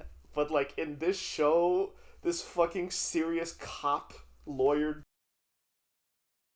Yeah. looking exactly like he did as a kid, just with like he's now super tall and skinny with a bigger nose, and just fucking in a room full of police officers, these dumbasses are just discussing like we gotta go back in time. Yeah, no, just this kid taking him seriously sounds far fetched, but I mean, at the same time, like, I guess he just fucking to like, all right, well, I'll keep it in mind, I suppose. I don't know, but at the same time, I can understand why Hanagaki decided to tell him because I mean, he wasn't sure if any of this was fucking real. He was like, "Well, I'm fucking dead. I'll just tell this kid." Because when he does wake up in the present, he did just think like, "Wait, I fucking died. What happened?" Yeah, fair enough. I mean, he had the natural reaction of, you know, like, where the fuck am I? What's happening? Yeah, definitely. And that goes for the same when he was about to be run over and just wakes up in the train car, dazed, just like, the fuck is happening? I I, just I, don't. I do also enjoy how he fucking cringed at himself in the mirror. I think we all Was it, cringed. Sorry, Meep, go on. is it the little? Well, it was the little brother who pushed him onto the tracks, right? Or was I No, misreading someone that? pushed him. No, the little brother saved him. Yeah, someone definitely pushed him, but we don't know who. Yeah. They're white or Japanese, judging by the color of their hand skin. You don't know, Matt. Like maybe they were using a severed hand. Yes, the old switcheroo. Uh, yeah, but it was definitely a deliberate act to push him onto the tracks if they knew about this time travel shenanigans, which seems far fetched, or just someone that didn't like Hanagaki and wanted to fucking kill him. Hmm? I was just assuming it was the little brother pushing him onto the tracks to do that whole time travel thing of Well, writing history. well, But I he mean, at died, that the little brother was already dead because he died along with his sister. if we believe the news. Unless That's Meep true. has the big brain read and is right about Well, this, and yeah, this is the little that, brother's design all along. that's the thing with time travel. Someone has to push him onto the tracks for him to die and tell the brother that. Like Oh no, it's the whole not fucking loop of paradoxes. travel. And if no one exists to do that, because this action has already happened, he is already alive. Right, but then I don't know paradox. my confusion about this, like, how is this time travel gonna work? Is my idea. Does he have to get himself killed in situations and in some way get someone to save his ass in the future to go back? Like, it's going to be interesting if Yeah. that's how it's done, because that's going to be a lot of setup to go back and try and change things. Yeah, the time travel I am a bit iffy on. I was kind of hoping it'd be one and done thing, but it depends on how they handle it. But don't I don't know how they're going to handle it because yeah, I don't know if he's gonna get himself killed in certain situations, and yeah, no, it's weird. Time travel is always iffy, and It's yet we hard to have do. Yeah. Sorry, go ahead, Meep. two or three shows. We have two or three shows with time travel this season. Let's see. We have Tokyo Revengers. We have Vivy. Vivy. Which one else does it? Night's time travel? No, it's not. I guess World Ends With You might. I'm not sure. World Ends could be time travel. Yeah, don't know. Don't know where it's coming with that. So yeah, I suppose. Well, if Full Dive, well, we'll get to it. But if Full Dive does the whole new game aspect to the show, then maybe. But who the fuck knows? um. Anyway, I think that's just about everything I have to say about it. It's even though I liked the episode in general, I don't have too much to say about it. I don't know how to explain it. I enjoyed watching it because I could relate with the character to some bits, thinking back to your middle school time as some of your best time, as I had a lot of good times in my middle school. But at the same time, like seeing it as my peak is not the right way to do it.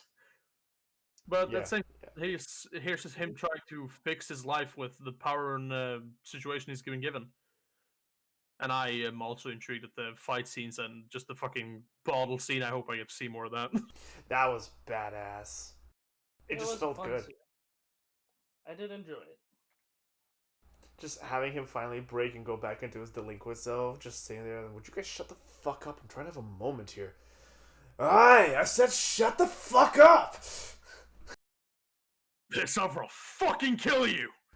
And then the little kid's like, Mister, that's dangerous to leave lying there. He's like, huh? Oh. Oh yeah, right. sorry. Just a responsible adult again. Understandable. Have a nice day. Understandable. Well, yeah, they fucked off real quick. How do you guys feel about the animation in this show? It's alright. It's pretty standard. Yeah, it's pretty standard, but at the same time, I think it's well done, and I like the general stylistic choices of how much Yankee like clothing and hairstyles they're pulling in. Because I mean, it is back in that period where that was popular. It's not as butt ugly as one show we have on our list.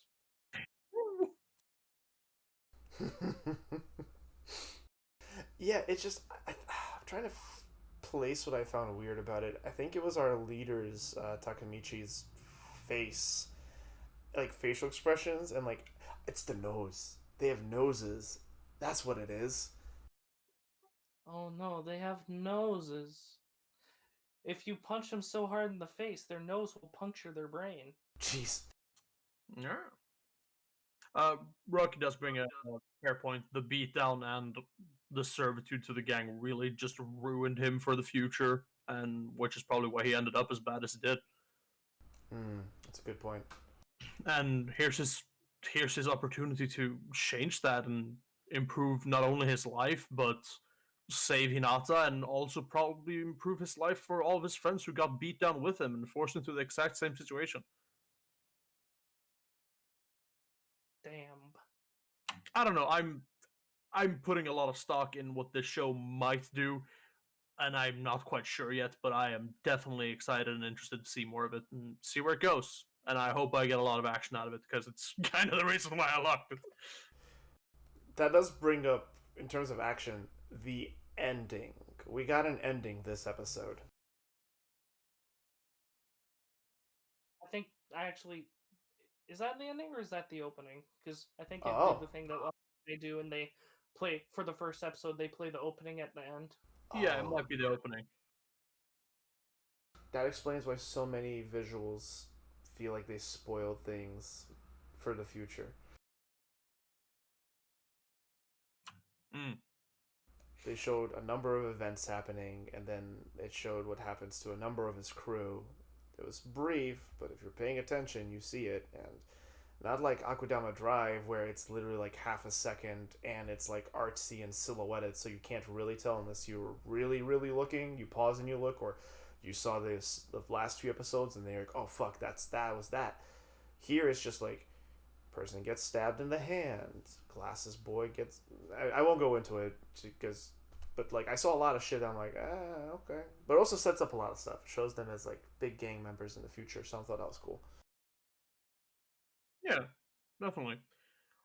I haven't made too many conclusions of the future of it because I don't tend to think much about what a show might do and when it hasn't set up promises of something with like God, what's the fucking word I'm looking for? Like I don't know, the show kind of makes my mind go, I'll take it as it appears and go from there.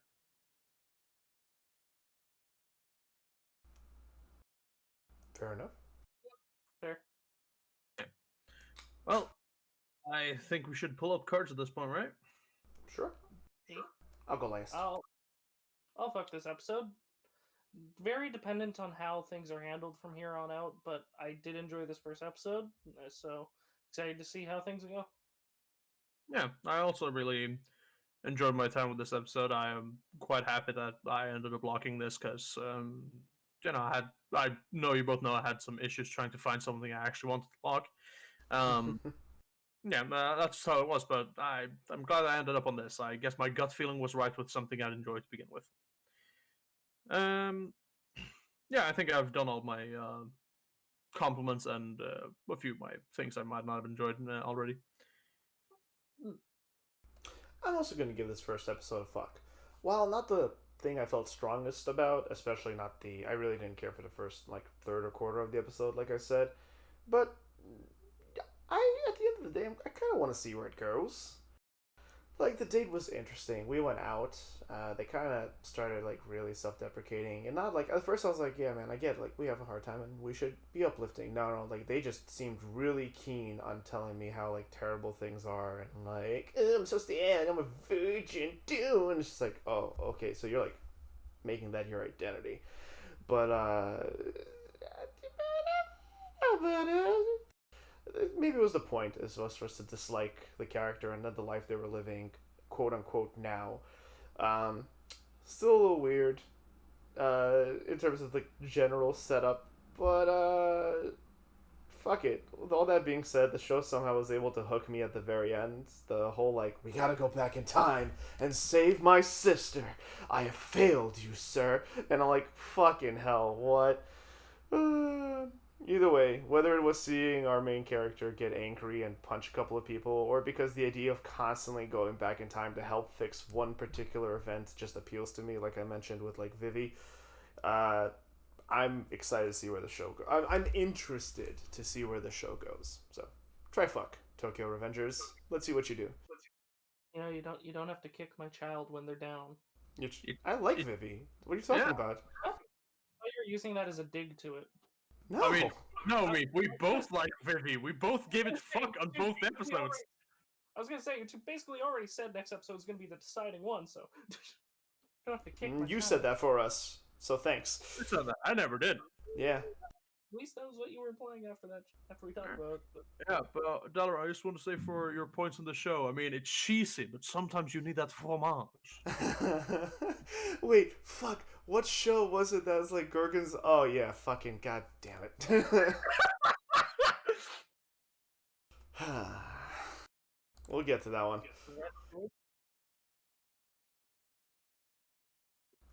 Next up. anyways, Mars Red, Episode 1.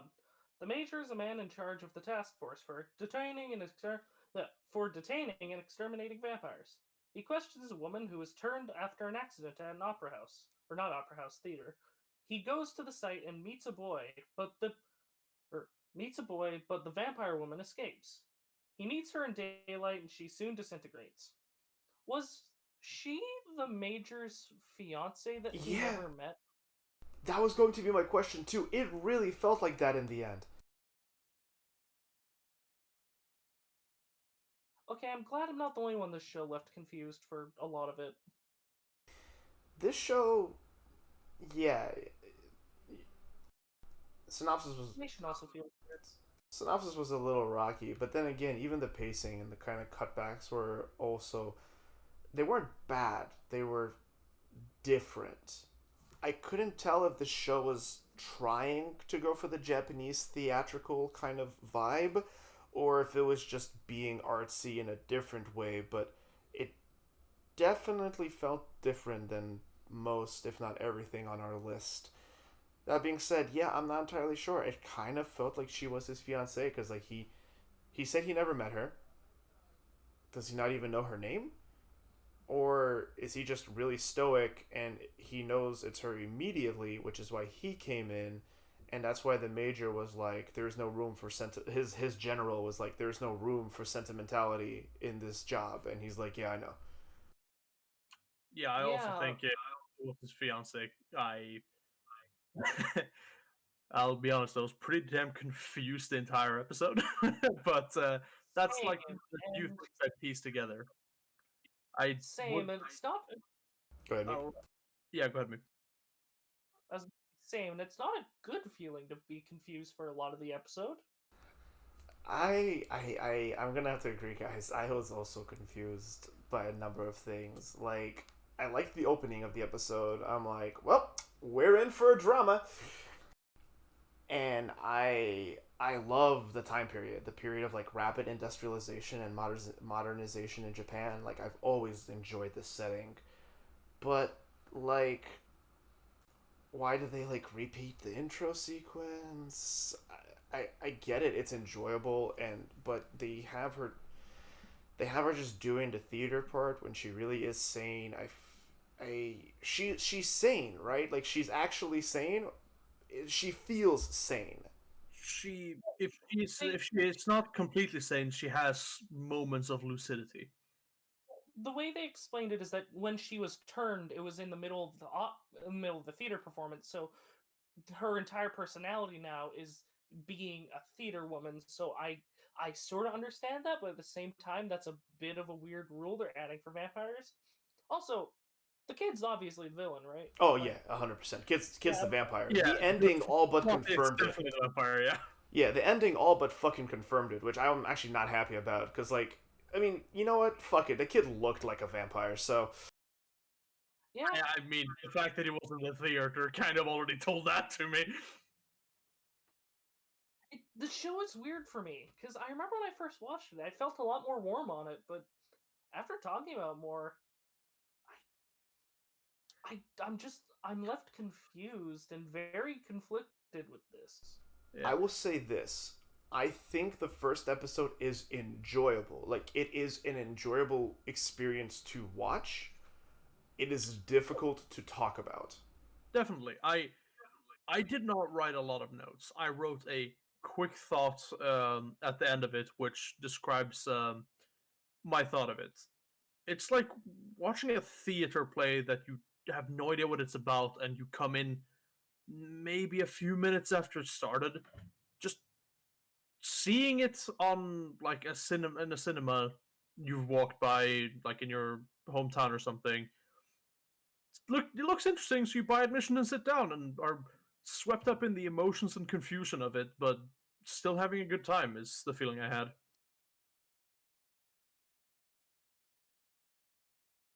And yes, Like that is something I have done. like a traditional play, it's hard to put to words. Exactly. It feels I more like a think theater play than an anime. Mm-hmm. I think for me, a lot of my feelings I'm gonna fully understand about this show with episodes 2 and probably 3.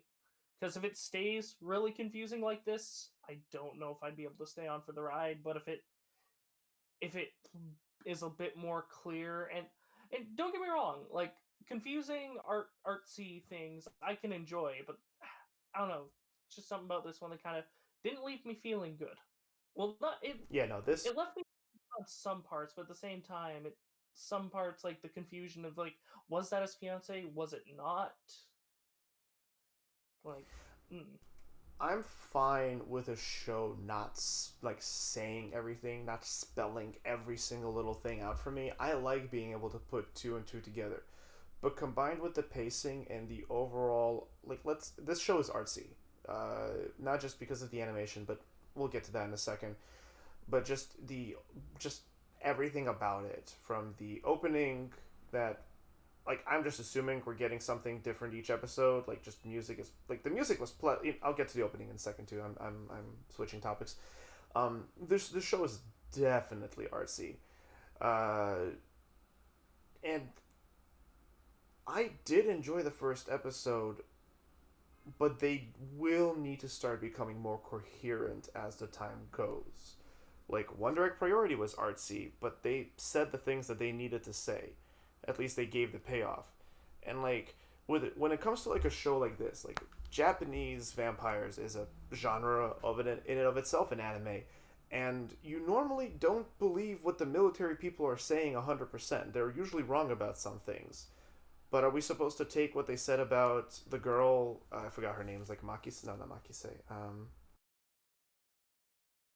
Misuki. Misuki. Thank you. Yeah. Are we supposed to take what they said about Misuki with a grain of salt, or just at face value? And like the show simultaneously establishes the kind of setting, but it doesn't really establish the world and how it functions quite yet. And if it did, then obviously it didn't do that great of a job at it because we are sitting here right now and scratching our heads a bit. They were sounding. Yeah.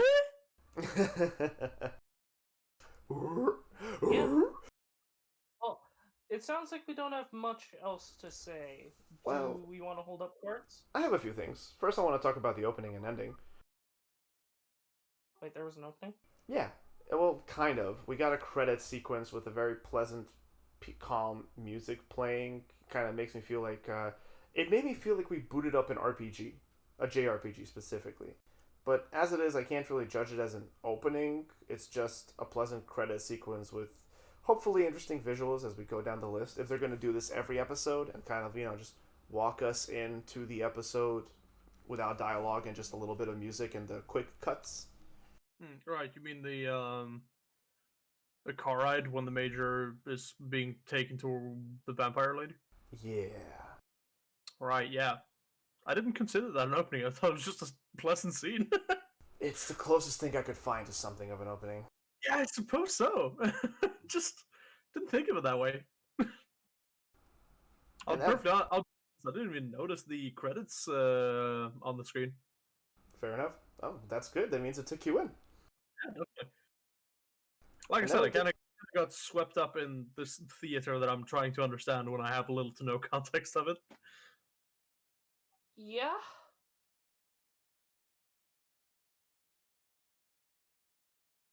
I'm sorry, me. Sounded a I lot. thought there was going to be more. Yeah. That probably sounded a lot more sexual than I intended, didn't it? Someone clip that. Someone clip that. Sorry, hold on. How do you make people clip things? No, don't clip that.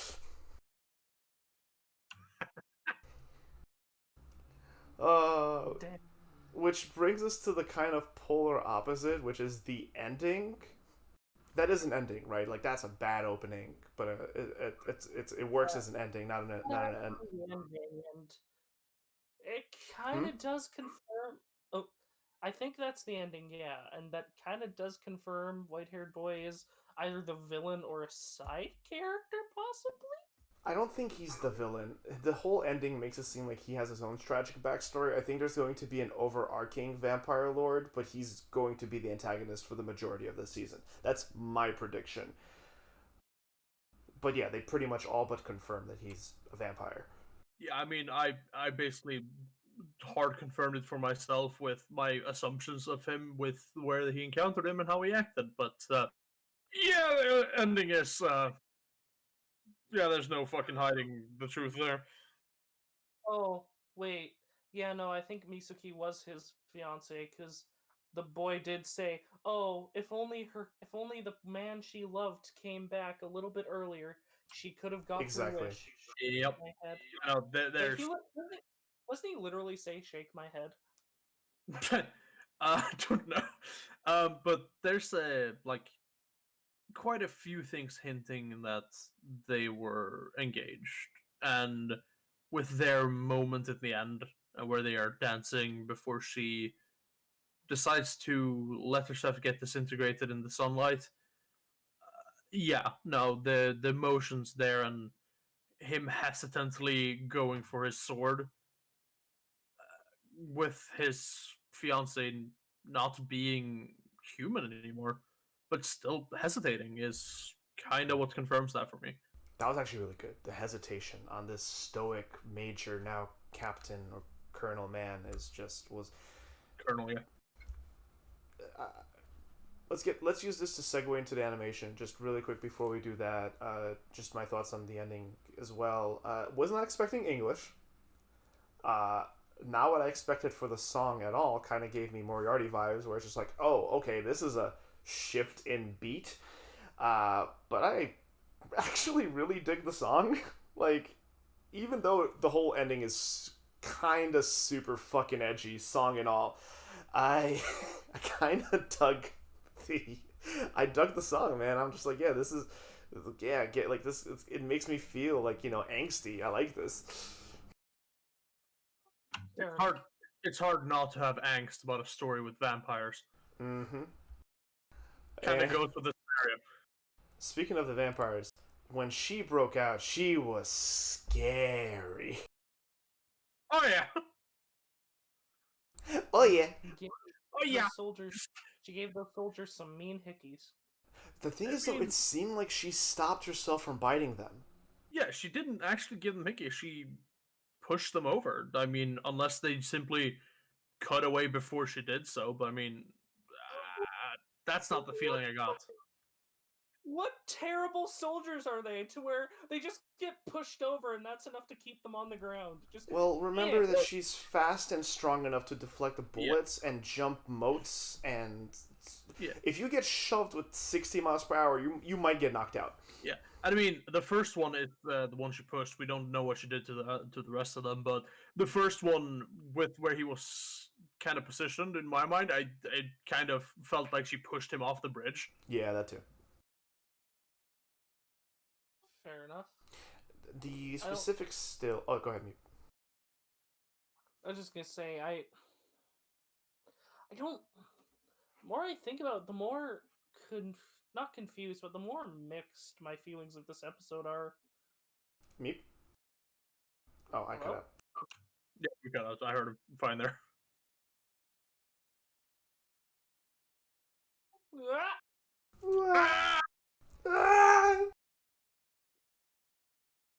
Sorry, Meep, go on. I was just saying, the more I think about it, the more confused and weird I feel on this episode. Also, Fair enough. Just as a funny joke, speaking of confusing, I just looked at what show's next. Yeah, but this episode, yeah, I have kind of mixed feelings on it too. But the animation, like, when the show in and of itself looks different, like, its art style is very different, its character, design is a little bit different. It uses the generic anime CG citizens, which is fine, but like, it's new. It's fresh. I don't know if it's new, but it's different and it's kind of fresh, and it makes things. I've seen anime in this style. I just can't recall what it is. But when she goes all out, the still I have right now is just a fantastic example of how they use depth of field and camera angles to just convey motion. Because the action is not really shown, but you still more or less completely understand what's happening because of just how it's depicted. Like, there's no blood was drawn on her. She got shot, but she's a vampire and already dead. Her blood is nearly black because her heart's not beating. So they're really committing to the whole undead thing. Would you say it's code black? Boo. I know you had Why to. are you booing me? I'm right. Your boos mean nothing to me. I've seen what makes you cheer. Kuma Bear. You funny girl on scooter. But yeah, no. Listen, Kuma Bear is still more just to me because I can understand why you'd like Super Cup. I just think it's boring. Fair enough. I can't understand why you'd like Kuma Bear though. I look forward to seeing what I think. Yeah, fine. We're getting to cards, aren't we? I'll just go. I can see where I look forward to seeing. While this episode is not the best execution of a first episode, I look forward to seeing where this show takes itself. It could use a little bit more establishing its own rules, because we just got old men telling us how things should be, and then all of that kind of gets undermined by the fact. Which, by the way, I don't know how the fuck she escaped from that prison, because that shit went deep. This is how you build a secure underground prison, and I'm a little upset that she broke out of it so easily, because he's like, they can't cross running water. They build a moat. They build it like, not a moat, a drawbridge. It went like super fucking deep to the point that their ears should have popped. There's like a tram rail that connects one piece to the other. The construction of this prison must have been insane. But they also mentioned that she's one of the strongest types of vampires out there, which, playing their cards a little early, I guess. Either way, color me intrigued, as this was certainly interesting. I do telling us the way things should be. Where have I heard that before? I do feel like the pacing was too fast, or at the very least odd, but I feel like some of that was an artistic choice. Speaking of artistic, this anime is definitely going for it. With a unique art style and cinematography, we could end up with something really interesting. However, this could also turn into something really try hard. Let's see which it is. Fuck. Yeah. Fine. Also, I've noticed a few plot points and stuff as well as you mentioned. Yeah, the thing like they can't cross running water, so we built a moat. Her proceeds to cross running water. Yeah, because she was just like, I'll just jump over the fucking drawbridge, Yeah, I did immediately think like that bridge seemed a little small, but hey, if it works, it works, and then it Yeah, didn't work. Yeah, I mean, if you did a drawbridge, just have a boat. Honestly, right? That's how you fucking do it. Just make a fucking island like a kilometer or more outside of the fucking any land and have a boat. You don't even need a fucking motor, like a motorboat. Have a fucking rowboat. It's fine. Get out there. Like, oh, you can't drive car. You don't need to fucking. God damn it. But the technology of the West, Makan. Well, if you get cars out there, why do you need to get cars out there? The hole is barely enough to fit a human down that fucking stairway. Yeah, now, even regarding everything, I had a feeling of confusing intrigue as I had with my experience of just catching a theater play that I had no fucking clue what it was about. And it's intriguing me, even though I was very confused. So I'm gonna have to say fuck, because I still want to know what happens and if I can start making sense of it. But if I'm just gonna keep being confused, I mean that's quickly gonna change. Oh, really quick note, because you just said theater play. One little visual thing I really appreciated this episode that you just reminded me of, when in the very end, when the major is going out to find to find her, and he walks past the theater, and then she also walks past the theater. Both of their shadows cast on the kind of the bill play poster, Yes. and their shadows perfectly fit their characters. Like he is the beheaded man, and she is the well, she's obviously the actress, but that one's more obvious. And yeah, I hear. Yeah, Makan, you got it too, didn't you? Yeah, no, I caught the first time where he where another girl who looked like her also asked him to allow her into the theater. Mm-hmm. I was expecting her to walk up in front of him and kind of fill in the shadow of the other person in the poster, well, the actress who she is, um, Oh, to make that happen earlier. But I guess it was a bit more broken up with that happening later on. that reporter girl a vampire because she can't enter places she isn't given permission to enter? You laugh, but that's a legitimate question. Yeah, no, I understand that. I'm not sure, and also, fuck it, suck being a reporter if you're a vampire, and then not being allowed into places if you're not strictly allowed. Fucking hell, good lord, you're out of a job. That being said, I'm also gonna fuck the show, but I'm not happy with how many cards they played this early on, and especially like having something involving the Major's backstory happen in episode 1, something seemingly pretty major, Yeah. and but I yeah, mean, no, yeah, I mean, mine was a hesitant fuck as well. I mean, I needed a few drinks in me before I considered it, but you know. yeah, same. But yeah, that is a trifecta for Mars Red. A trepidatious one, but a trifecta nonetheless. Speaking of trepidation, So, speaking of trepidation, The World Ends With You, the animation, episode 1. Neku is in the Reaper's game, where over the course of the next 7 days, he has to complete missions. He and the other players do so until Reapers confront them. Neku almost kills his partner, and he has amnesia apparently. They then go in a concert hall to kill some noise, and they win. And 3 of the 7 days have already passed in episode 1. Right? This is happening very fast. The pacing of the show is egregious. Even when it's not using the CG, I'm not the biggest fan of its art style. That's just a personal thing. Really? Oh, I thought this show is stylish. It's stylish, but I'm not a fan of this style. Okay. And the the butt ugly CG doesn't help. The butt ugly CG, I think, is literally just the models from the game, which is a DS game, so they didn't have a lot to work with. They just poured over DS models into a fucking anime! Oh! That gave me a brain aneurysm! What the fuck? What were they thinking?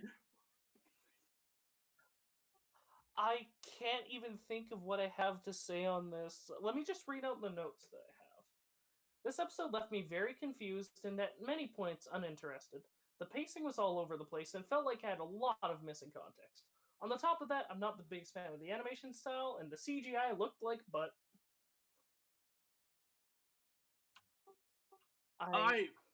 No, go on, maybe continue. I'm just gonna say, I don't know what else I can even say about this show. The story isn't interesting me. Oh. I don't care. I'm not a big fan of the stakes because it's episode 1. They haven't done anything to get me interested in the characters, and we're already halfway through this fucking Reapers game. I mean, I considering how fast it went in episode 1, I mean, it's either going to be extended or it's going to be drawn into something else, or it's going to be continuing outside and they enter another Reaper game at some point. I hope it's the middle one. I really hope it's not the latter. Yeah, definitely. There's several different ways it can go. I'm just going to wait and see how it goes if that's the case. I absolutely love the art style. I've loved the art style ever since I saw snippets of the game it's based off way back. I love the harsh, like not harsh, but bold black outlines to everything. I've loved that in art style basically forever. It makes everything pop so much, and it gives things such a distinct edge. I also like the character designs of the characters. They're over the top and JRPG as fuck, but that's kind of the point, and I'm here for it. Though when it comes to the personalities of the characters, I couldn't like them that much because it was mostly edge boy, happy girl, angry boy, meek girl. That's about it. And you all know which one I'm talking about with how I describe those. Yep. When it comes to the actual fights, I have two different opinions. The 3D ones are atrocious, look horrible, and it just looks like it's running in like 15 FPS. It is just... Really? Yeah, it didn't run well by the looks of it. Are you sure you weren't having a connection dip? Because I was actually impressed with how fluid and good-looking the fights were. They really? Because a few of the fights, it felt like the models just kind of... I will say there were definitely parts that were much worse, and other parts that were much better. But overall, I personally thought it was pretty good. Yeah, I mean, the first time it clips over to the... not clips over, but goes over to the 3D animation. It's fluid when he's on the roof and fighting those 3 frog monsters, throwing fire at them. That animation fluidity is going well, but when they were fighting the big wolf that came out of the one dude who they followed back to the concert hall, that kind of felt stiff and janky, and it also felt like the same way in the fights with the bats. Though on the other hand, I don't understand why the fuck they did the 3D animation when the 2D fight scenes look amazing. I just think, honestly, I was watching the whole episode, and I was trying to figure out if they're like 3D or if they're 2D, because I was having not with the monsters. The monsters are like literally ripped from the DS, but like for the characters themselves, like I couldn't tell when they switched between 3D and 2D because of how how darkly cell shaded they are, and it kind of like it wasn't quite ArcSys level, but like it looked good in my opinion. To answer an earlier question, why the fuck did they think it would be a good idea to rip the models from a fucking DS game? I think they were just trying to really preserve the original just vibe. I would have improved the models. Maybe they did. I don't think they do it that much. I do think the wolf fight was definitely cut short, but I'm also pretty sure that the wolf fight existed to debut combo attacks like it did in the game, which I thought were really cool. Like their combo scenes, like how they're like rotating around him and just dum dum at unison, and you see like her red cat scratches like burst and his like blue attack, like they all glow blue, and I thought it was really cool. Like especially like the first combat with the frogs, like really cool looking and well paced in my opinion. The first combat with the frogs was generally just great, but I don't what it is know what it is, but it's something that just feels off with the later ones for me. Is it like the angles and how it's like really shooting it all over the place and kind of hard to keep up with? It might be the angles, but it might also just be the stiffness that the 3D model seems to move with. Hmm. Um, uh, what was my train of thought again? I'll be honest, I didn't like any of the fight scenes. Really? I thought they all looked kind of the same, and the 3D animation, the CGI ruined it for me on multiple occasions. Also, like your point about how they might have tried to kept the vibes from the 3DS game. I mean, how old are those vibes? It's like the 3DS came out when like those vibes like fucking 8 years old at this point, I would assume. And at that point, you It probably need wasn't to even a replace thing. it. Battery's Uh huh. probably up and it smells bad. No, Meep's I right. think it was. I think it was a DS, so over Yep. 10 years now. Yep. 2007. Yeah, I suppose so. So, Released in 2012. I mean, I have a new 3DS, which is like the one that came out later. I got that to play Xenoblade Chronicles on the 3DS. Oh no, That game sorry, looks released. like that game looks like hot garbage on the 3DS. Don't keep models from the 3DS for fuck's sake. It looks like horseshit. I mean, to be fair, some of the models look better on DS games than 3DS games because they were trying to do the whole 3D thing, which, well, Nintendo realized that was a gimmick that wasn't worth pursuing. And also, I was wrong. It was released in 2007 and 2008 in America. Or, yeah, North America. Yeah, They right, make a but new Pokemon anime. It right, ends yeah, up being like those rusty animations. If mhm, you've ever seen them. no, I don't think so. Um, but at the same time, like the 3DS has such poor character models because it just is not able to render a lot of shit. Don't pull models from that because they are terrible. Bad. Like, if you're going to make an anime of it, like make the models better because as it stands right now, if the models are like the game and the anime is having to cut down this JRPG because JRPGs are fucking huge. Um, Usually, I'm not sure about the length of this game, but with my feelings about the 3D animations and the fight scenes, and really the only thing carrying this show for me is the art style and the intrigue of the power system. I mean, I'll be honest, I'd rather either buy the game from somewhere or just watch a playthrough of it instead. I do look Yeah. forward, because I never played the game, I always wanted to. But them getting new pins and getting new powers is something I also look forward to. What about you, Meep? I was just gonna say I agree with what Makan said, except I have nothing carrying the show for me. I'm not a fan of the art style. The fights all looked stiff to me. The characters aren't interesting me. They also I was aware of one thing because of certain arts I've seen of the girl. She actually is supposed to have a nervous tick where she looks at her phone every 10 or so minutes. She They doesn't do that. didn't use that. What? No, They she didn't do does that. in the game. Does No, no, I'm saying in the in the anime. game? Yeah, and I'm saying in the game that's a nervous tick she has because I am aware of some things with the game because I do know people that have played it and I've seen many art and everything of it. So I I am Sorry, I didn't mean to interrupt you. I was just gonna say, so it is a bit meta, but at the same time, it's just knowing that they took away that girl's like the nervous tick that she does. It makes me wonder what they may have taken away from the other characters, but who knows? Maybe they'll do it in later episodes. But at the same time, nothing else is really carrying this show for me.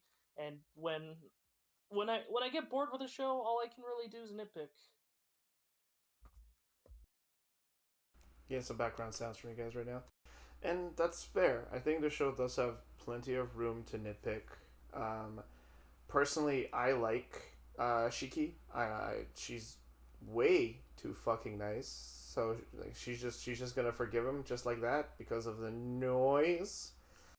He was possessed by noise. I that's where the pacing really fell through for me because like when he did that, I'm like, oh man, well now I know where the rest of the episode are they gonna resolve it by the end. They might have to go into episode. Oh no, okay, it's fine. You were corrupted by the noise by the Shinigamis. Okay. Uh. Also, one thing I really didn't like about this episode, they abused flashbacks. Oh, They flashed back to the boring plain looking guy like who yo homie, I'm sorry, by design you were always gonna die, but Fate straight up, was death in this stylish world. yeah, seriously, We do not have enough swag. by, by the way, the the guy who saved him when Neku was possessed by the noise, and like it's your boy Dell. He's voiced by your boy. That's the mastermind, right? I mean, the he certainly has a lot of importance by him being able to stop whatever was going on. Because at the end of the episode, when we saw the League of My Villains, boy. like that League of yeah we we only saw there was one guy who we didn't get to see, and I think that may have been him.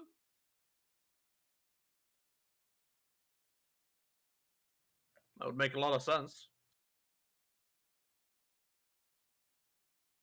I mean his hair was different. I don't know.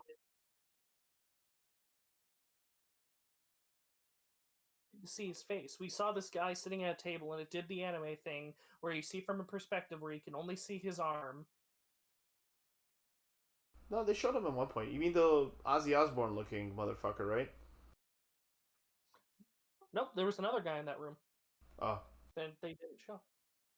there was Jackass, there was Meidu, there was Big Strong Man who's Game Master, which, now that I'm saying this out loud, makes me feel like you're right, Makan, that we might be getting another game in a game. Mm-hmm. And then there was the Alucard Ozzy Osbourne wannabe looking fuck. There was another one? Yeah, there was a guy who was sitting at a desk. He looked pretty important, but we never got to see his face. It did the anime thing where it's like, oh, we don't show face. Mm. So that's why I'm pretty sure it's the guy who came in and stopped him, going like, Shimigami can't, mess with the players. Well, they can. Just one game, one rule per day. Yeah. Yeah, let's just come out and say it because we brought it up multiple times. This show is definitely, unfortunately, suffering from, you know, there's a good amount of moments that were glossed over, like obviously so. Probably with the expectations that people watching this have played the game, and this is, in fact, what we feared. Yeah, I came into the mindset of trying to not think that way, but it's quite obvious that it's not a lot of meat that on these bones that should be there. Also, for your earlier thing, Meep, I forgot to say this. Yeah, 777 showed us that Shinigami can look like people too, so that dude doesn't have to be a player, he might be a Shinigami. Also, Yeah, they also dropped those other two Shimigami out of nowhere, too. the rock Which- stars. Yep. Yeah. How Fucking did it? pacing is all over. Seriously, how did? Yeah, like, why is a Shinigami being possessed by noise when they're the ones creating it? What? I think that was a fake out to try and bring them there or something, but at the same time, why do that as well?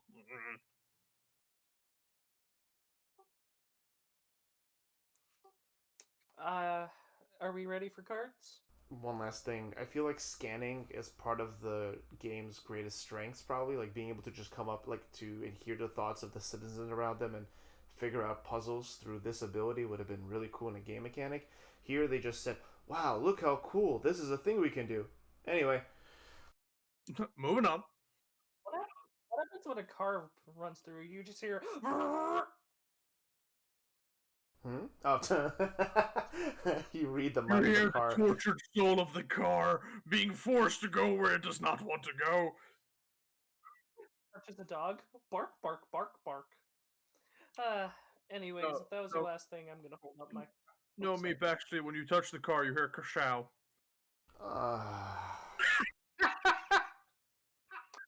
I'm gonna kill the show. It did literally nothing for me, and I I don't even know what people that played the game would get out of it because it feels so oddly paced.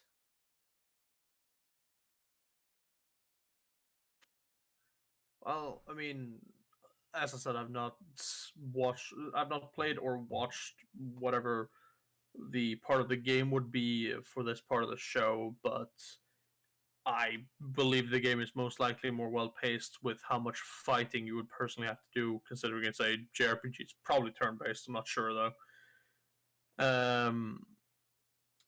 Meaning that it would probably feel a lot differently paced with going as fast as it did, with the fights being far longer. However, like I said, there's nothing but the concept of the power system and the art style keeping me here, and I'd rather just play the game or watch someone play the game instead at that point, so I choose to kill it. Oh wow! Look at that. Sorry, End Worlds. World's End. I'm gonna fuck the show. It's super stylish and yeah, it's in that like Final Fantasy slash Kingdom Hearts era of design, but I always enjoyed it. Like their outfits are ridiculous, but it somehow works all together. I like how citizens are drawn. I personally enjoyed the combat a lot. It got me hyped in some scenes. It didn't hit the mark every time, but I just found it really fun to watch. The episode went by really fast, partially because of the pacing, but like literally it felt like no time had passed at all. But I actually also think that partially is because I found it really entertaining to watch. We did say we really talked to death about the pacing issues. 3 days in one episode. That's hmm. Uh, I'm kind of curious to see where this continues to go. And personally, for me, it's becoming less about the characters and more about just to see like what they're gonna fight and how they're gonna show off what new abilities and effects and combat they're gonna show me because music's good, combat's snappy and poppy and really dynamic and just like I said, stylish.